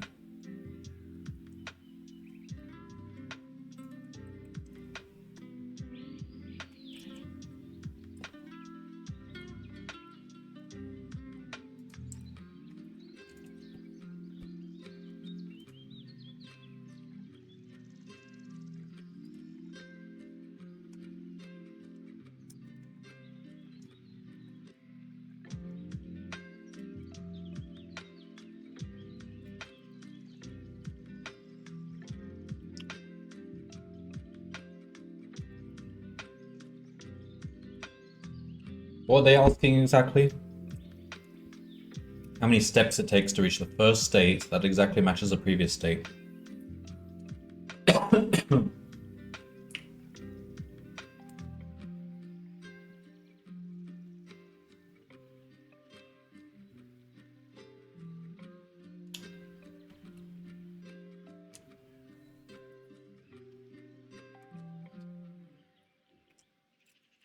We're starting at state 0. So that should count as well.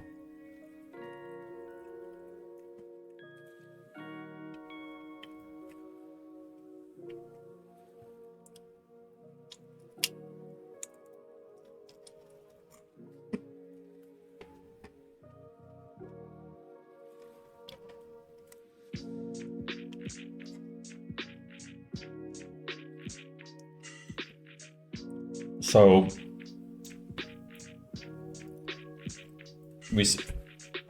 so a state is going to be the position and the velocity.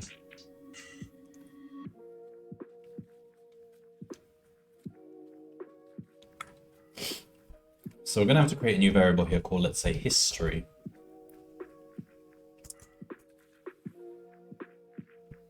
And this is a dictionary which maps all the times at which it was at every state. So that will let us know when we actually revisit a state. So we map states to times. So we say state equals excess. So it's going to be the tuple excess I vs I.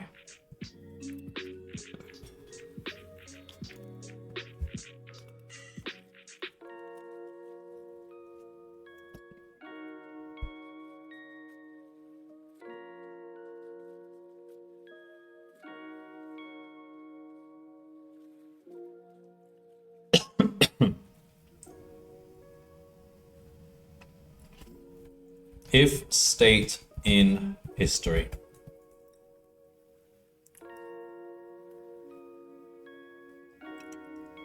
Then the cycle length is going to be whatever t is now minus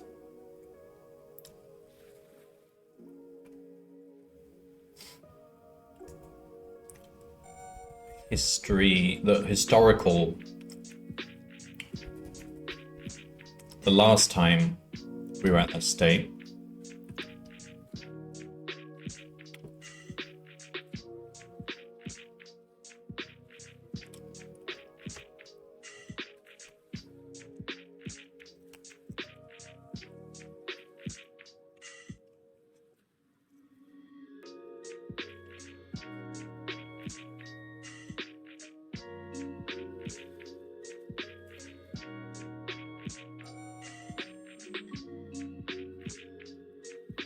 And the time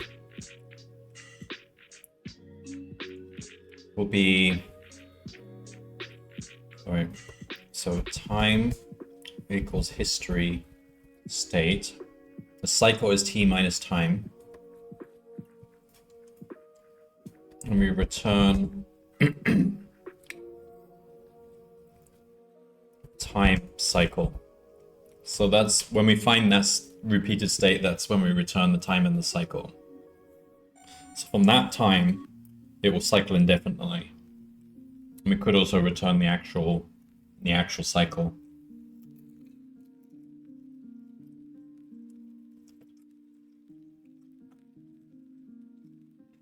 We don't need it.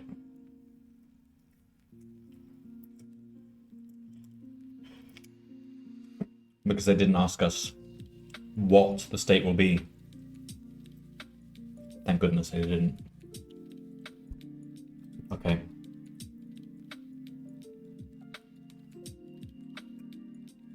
So if it's not in history, then we add it to history.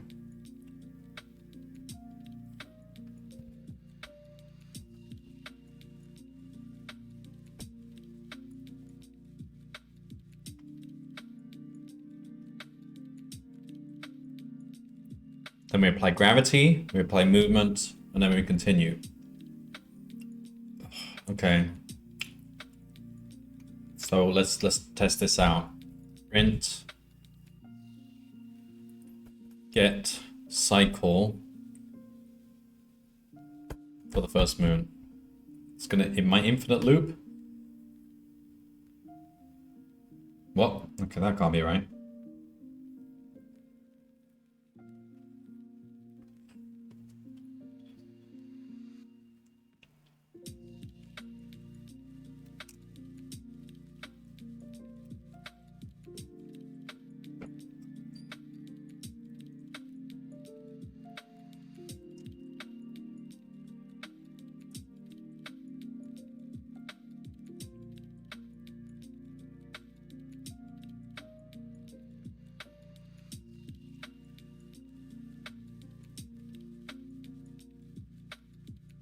Its date in history. So that T is 1.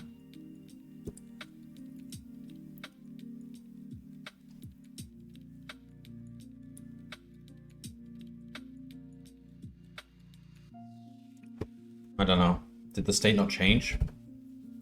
Would have done something weird with these. Didn't change.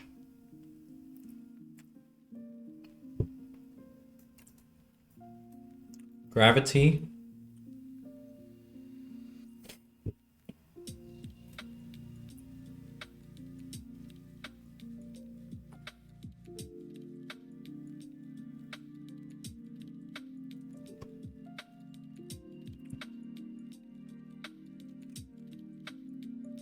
Should that not be changing the excess?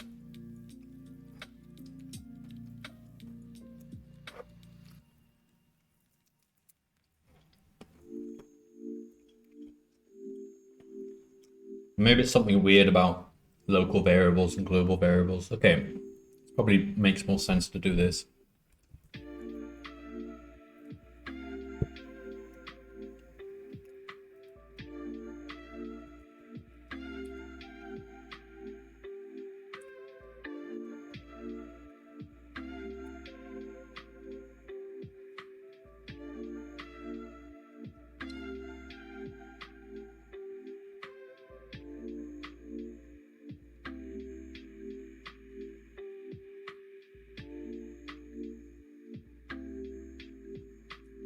Right, stop.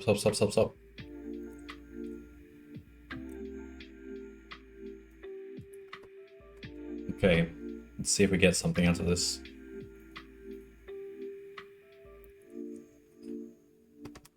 Just leave it a while.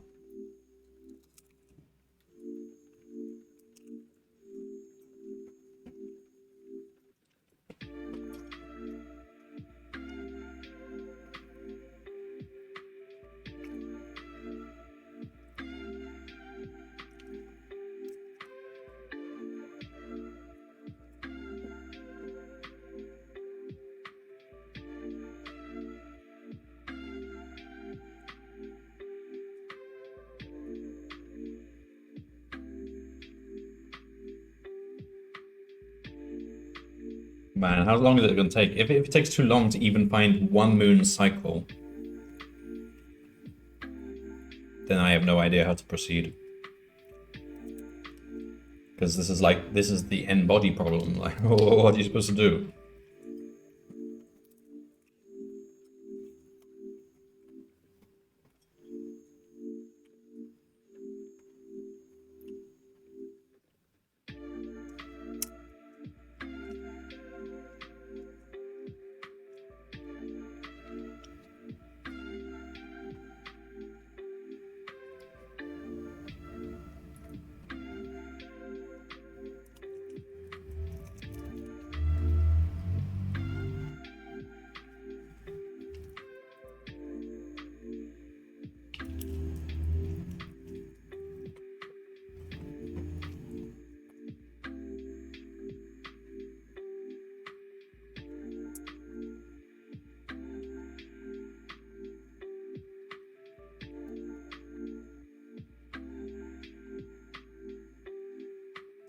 Okay, it does look like it's taking too long then. No.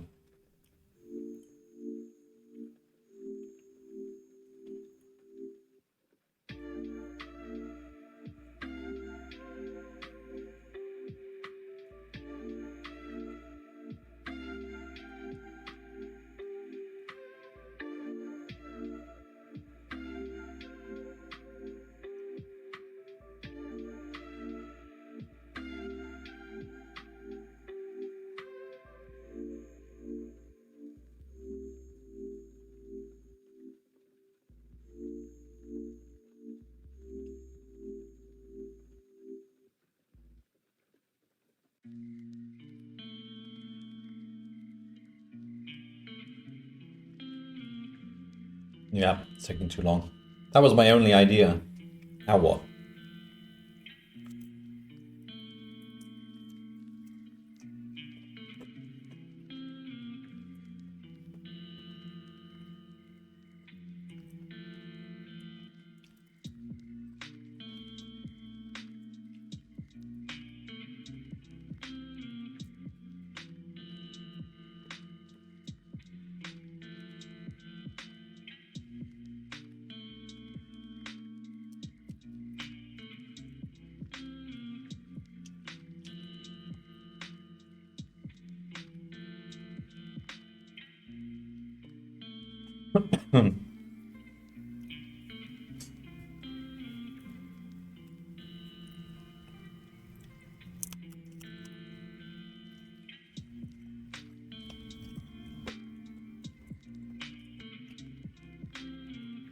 Ah.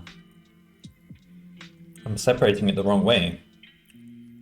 We should not be thinking about looking at the moons. We should be thinking about the dimensions individually, because what happens in the X plane is completely independent of what happens in the Y plane. It's 3 independent problems.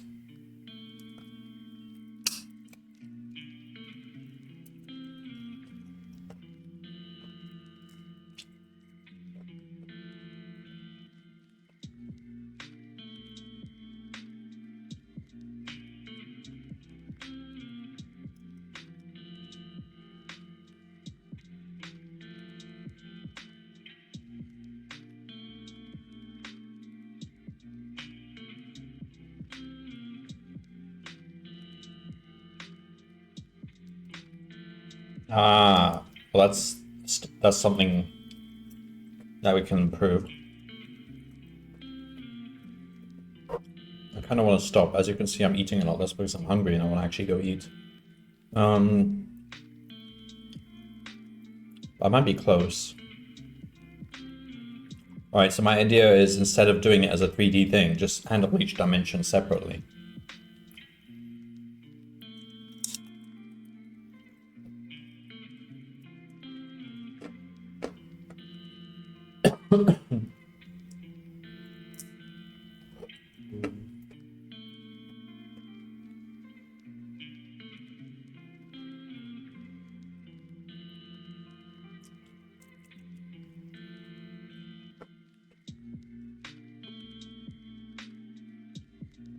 So to do that, we just need to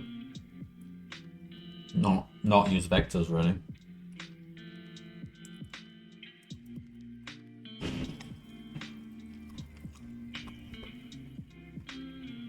So gravity will not apply like this.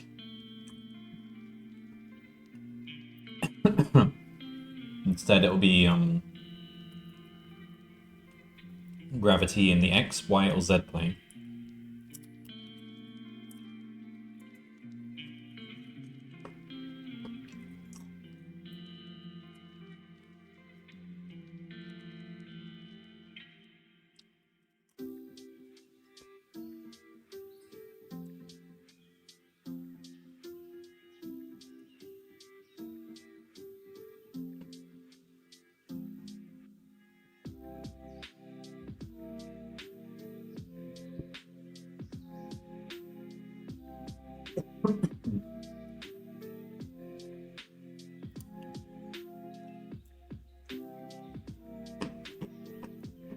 Alright, let's try this then. So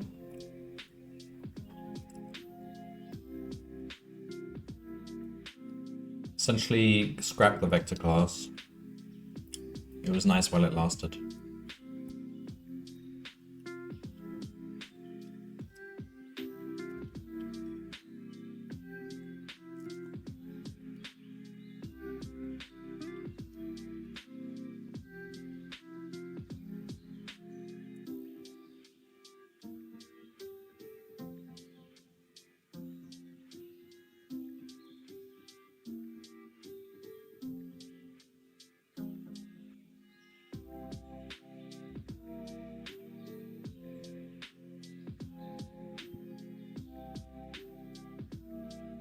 All right, so here's what we do.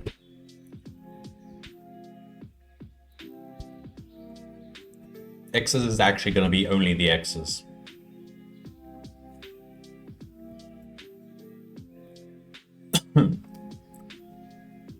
It'll be 8, 0, 16, 19.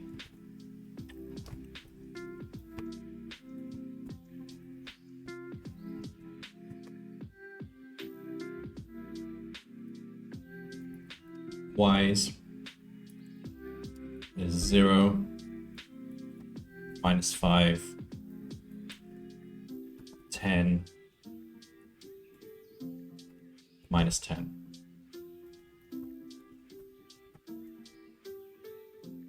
Z's is 8, minus 10,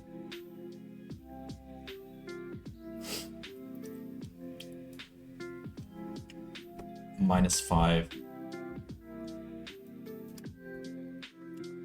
minus 7. All right. Gravity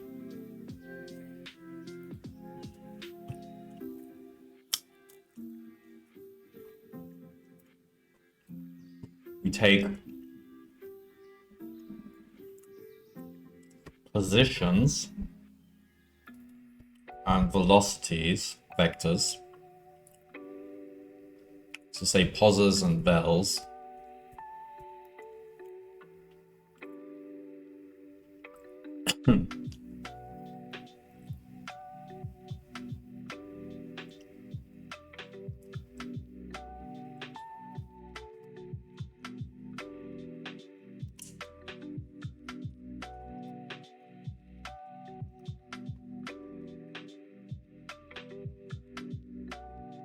And just make this a scalar process. So delta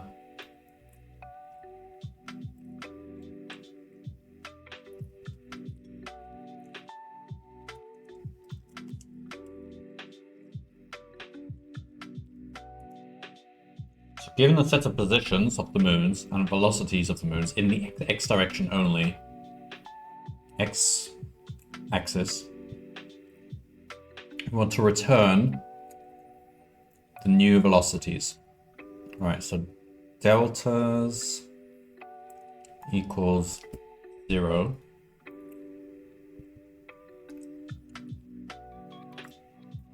And you can actually do this. It's safe to do this.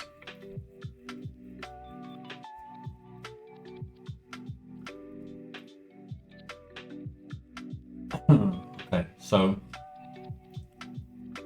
do this as before. Fine, go to continue. So deltas I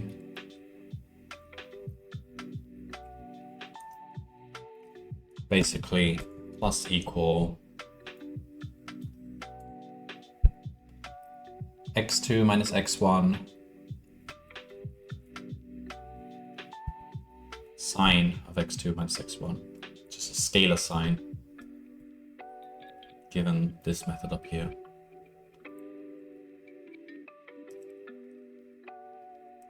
And when that's all done,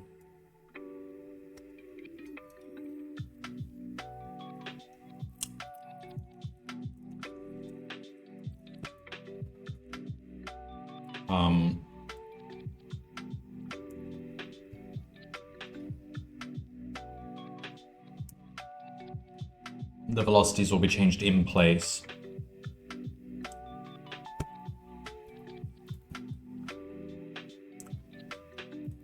Should we just call them PS and VS? I don't like trying to write those words. Okay. So PS. Oops.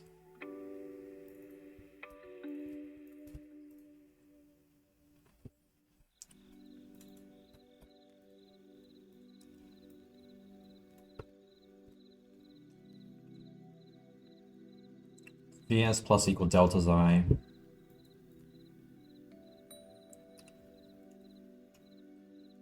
Yeah. And then movement is just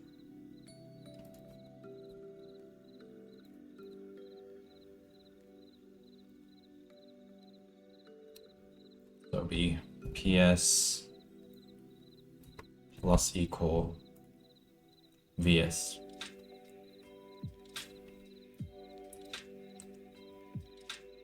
So here we've got PS equals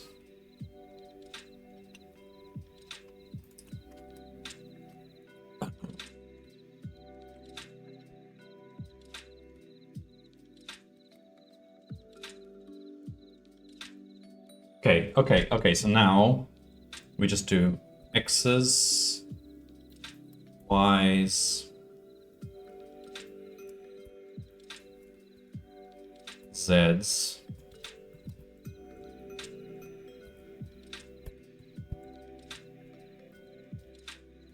For I am range 1000, we do this. Gravity.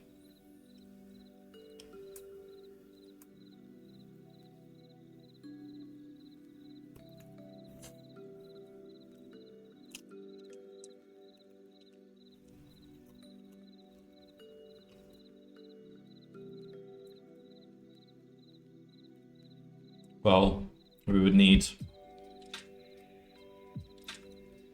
VXS, I guess.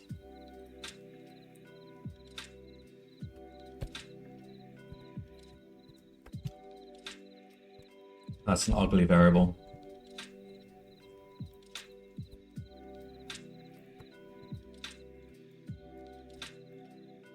So we do gravity, X's, and VXS. And repeat it for Y and Z. And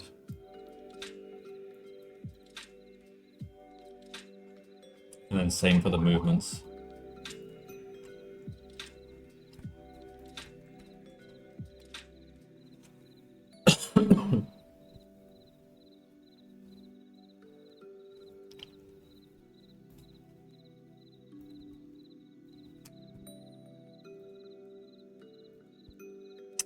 Well, the IDE is slowing down so much.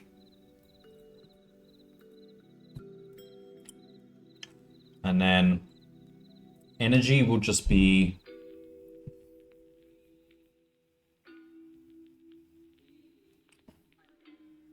so it'll be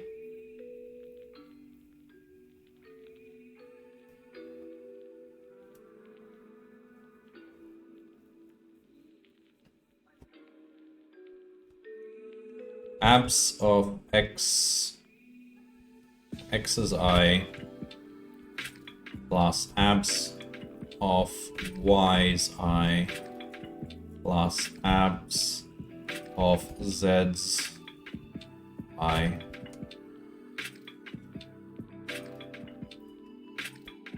Alright, it's a bit wordy, but this is for the benefit of part 2.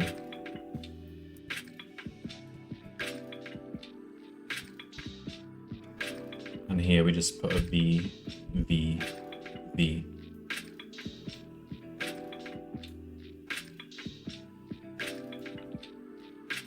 Now, let's see if we get the same result. Vector, where are we trying to call vector? Yeah, we're not using that anymore.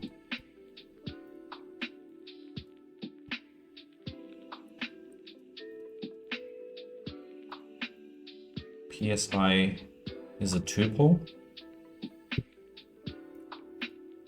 Movement vs. Who's using movement? Oh, of course.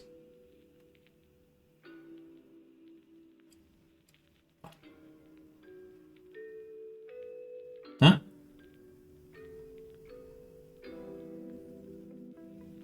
Oh, of course. Whatever, just make this a list. I wanted to keep those fixed, but we can do that. Okay, 1249, no, same result.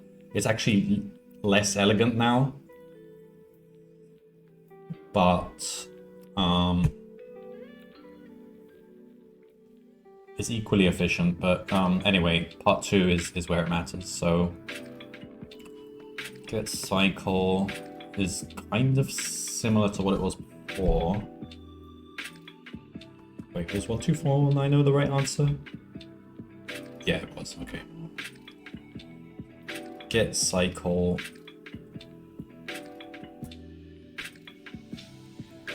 or one plane.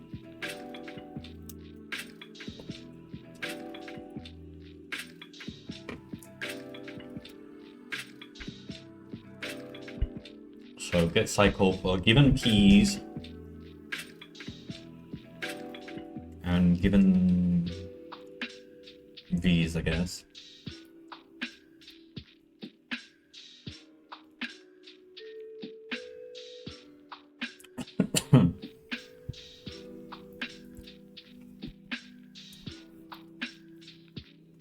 So we just do this.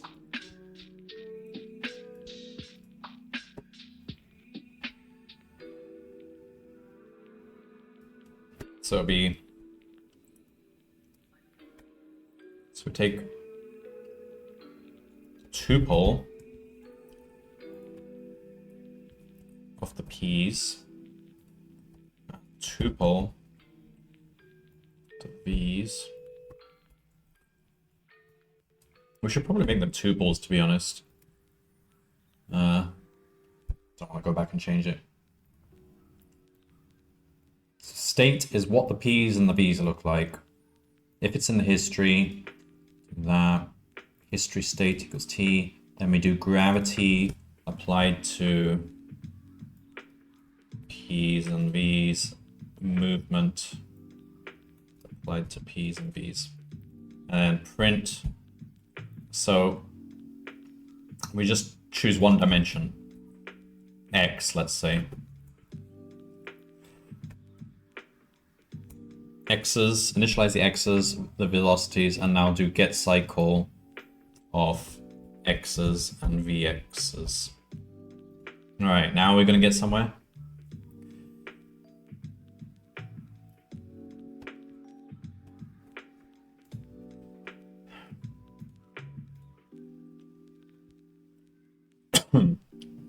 Zero 84032. Interesting.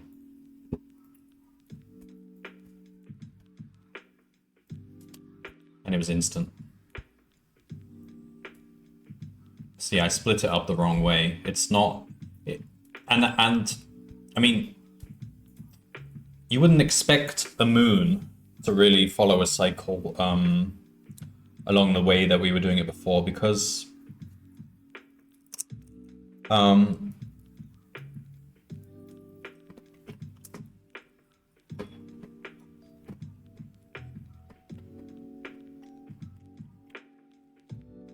yeah, this is the way to do it. X, Y, Z are independent.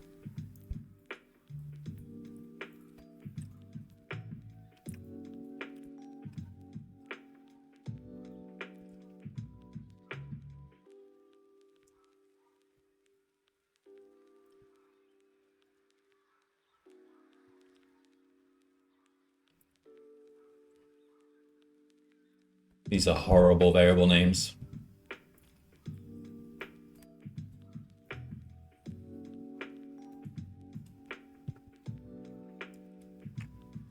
Okay. Okay. Luckily, they all start from they all cycle from the initial state. How nice. So nice. So nice of Eric Westall to give us that. Because otherwise we have to use the Chinese remainder theorem or something. So,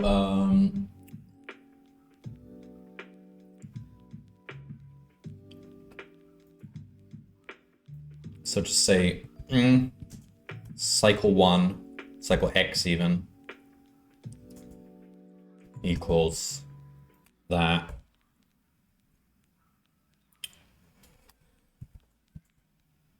Cycle y equals that. We just need to know the cycle length.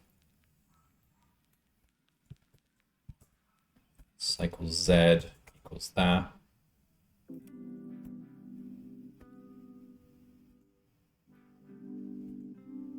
So we print the, it's going to be the lowest common multiple. That's when the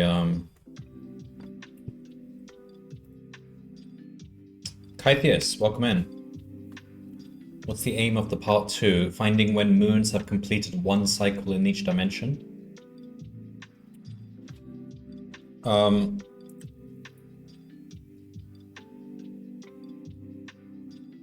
That's the trick.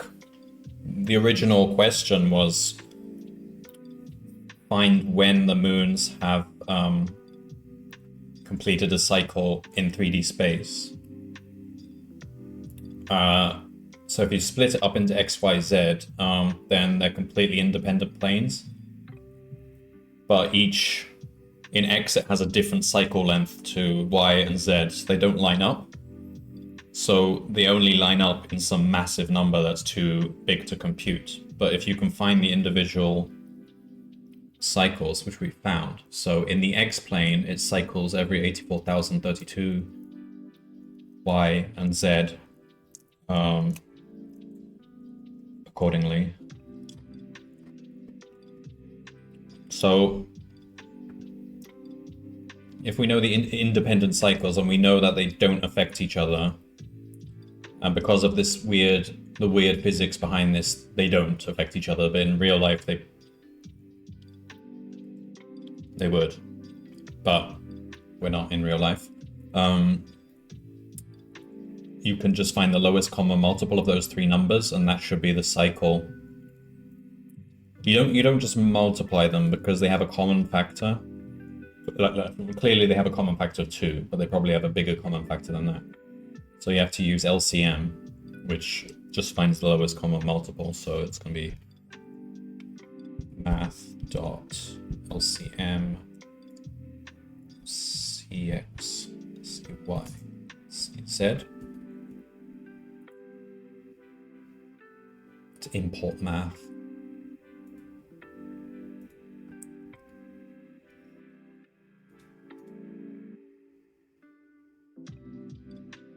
It's that big number there. So yeah, if you were just to run it in 3D space, just doing X, Y, Z every step, it would take that many steps before they all line up again.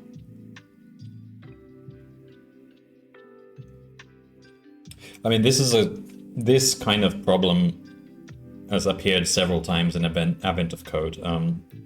Eric likes to do this kind of problem where you have one massive cycle, but you have to figure out a way to split it up. So there's always some sort of way of finding an independent frame and then breaking it down into those independent frames.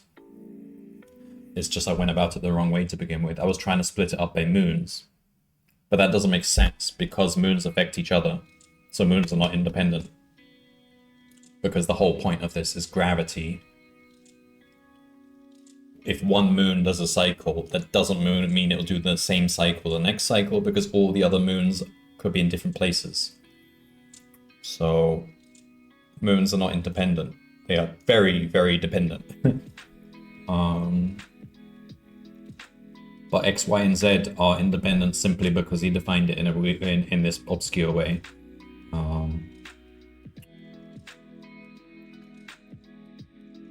Oh, well, let's see if it's the right answer.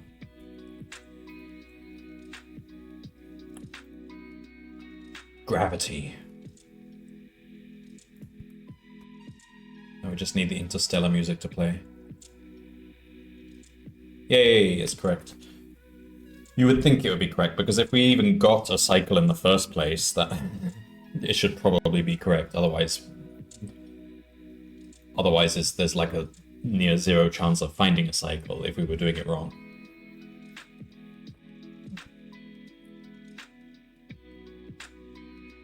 Yeah, that was a good problem. He was quite generous as well, because he had them all return to the very initial state.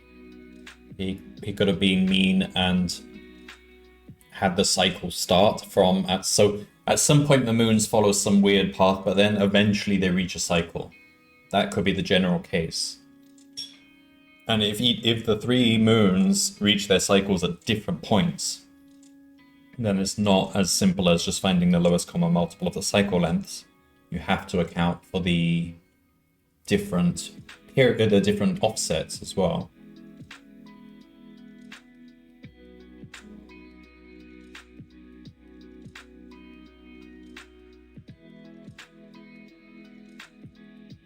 which would need... Which, is this the way you use Chinese remainder theorem?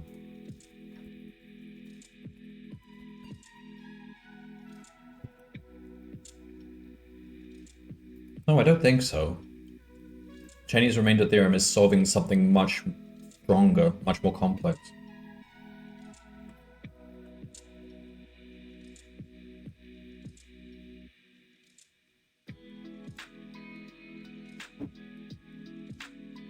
No, we don't use Chinese remainder theorem. Chinese remainder theorem is something way more complex. Oh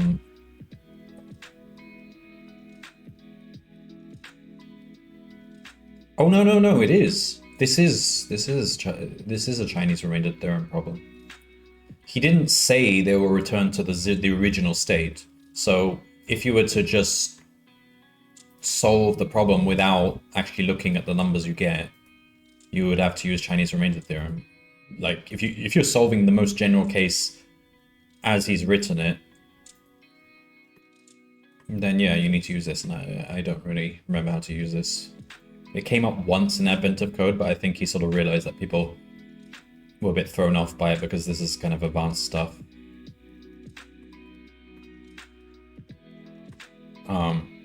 So since then, all the problems he's usually started the offset to be 0 or the same for each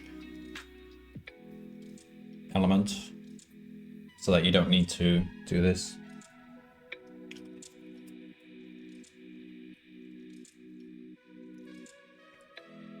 I can't even remember that. Like the theorem it's not constructive, so it doesn't actually tell you what you do as such. It just says that if a solution exists, then it must satisfy this rule here.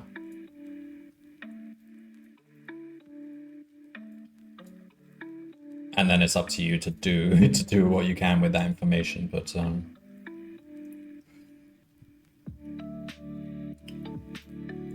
my maths ends at A level, and this is far outside my comfort zone. Yeah, I don't know if you ever did any BMO or IMO, but I think a lot of schools participated in the BMO, British Maths Olympiad. But that did actually use Chinese remainder theorem. I didn't do it myself, but they gave us the test anyway, and people who qualified got invited to the camps and stuff. But so yeah, that level did use Chinese remainder theorem amongst some other things like modulo arithmetic and stuff, but it was never covered in school because it's not. You need to know group theory, but it is covered in undergraduate mathematics.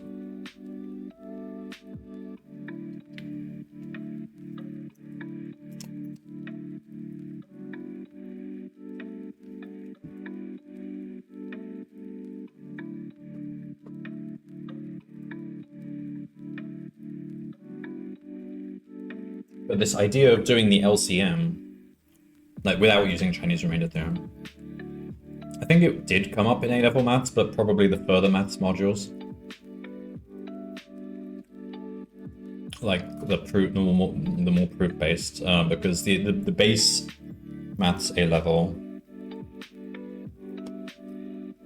is what? It has like a bunch of statistics and mechanics modules, and then there's like pure 1, which covers like differentiation and integration, but then the further maths and additional further maths, which I did, not many people even bothered to go that far, but cover all sorts of interesting... They actually cover some basic programming as well, but not programming, but algorithms programming, so basically running programs by hand without ever writing any code.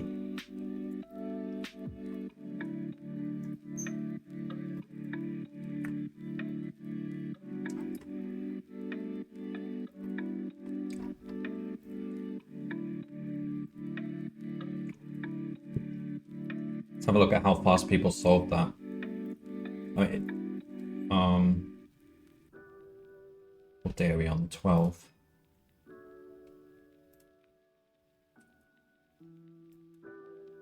Interesting. People actually found that one easier than the previous one, so there was an increase in solutions here. Actually, not really. Well, the ratio of golds to silver is lower, so technically it was harder. What was 11? Oh, it was this. Oh, it was the int code thing. Yeah, that makes sense. That int code 11 relies on you having solved 9. 9 relies on you having solved 7. 7 relied on you having solved 5. So that's the pattern. Every odd number, they're going to give us an int code. And you have to use the same code that you're building up each time. So we could take a sneak peek at 13. Oh, of course. Yeah, it does. That's the pattern. Yikes. This must have been a unique year then, because he stopped doing that. He stopped having problems rely heavily on previous problems. They still do sometimes, but not... You might have like 3 problems across the month where they rely on the previous one. But here it seems like it's every odd number, which might have been too much for people.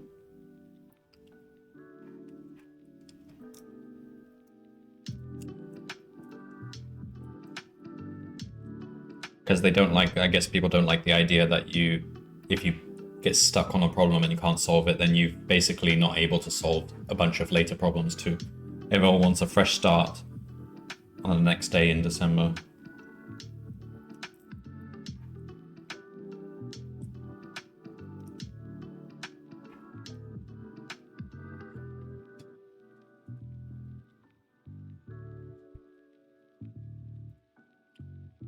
Okay, well, we're basically halfway there, but it only gets harder from now on.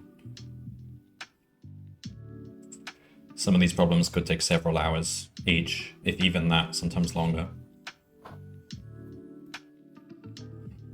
What was the other thing I wanted to check?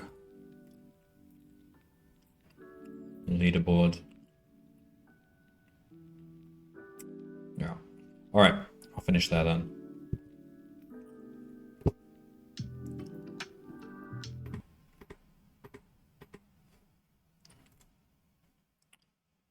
Alright, that's 11 and 12 done. It's clearly I'm slowing down because it was only 2 problems this stream. So from now on, I bet it's going to be 1 problem per stream. But almost finished all past problems. There's just 2021 to do. And then I'll be up to date. I'll have the coveted 450 stars.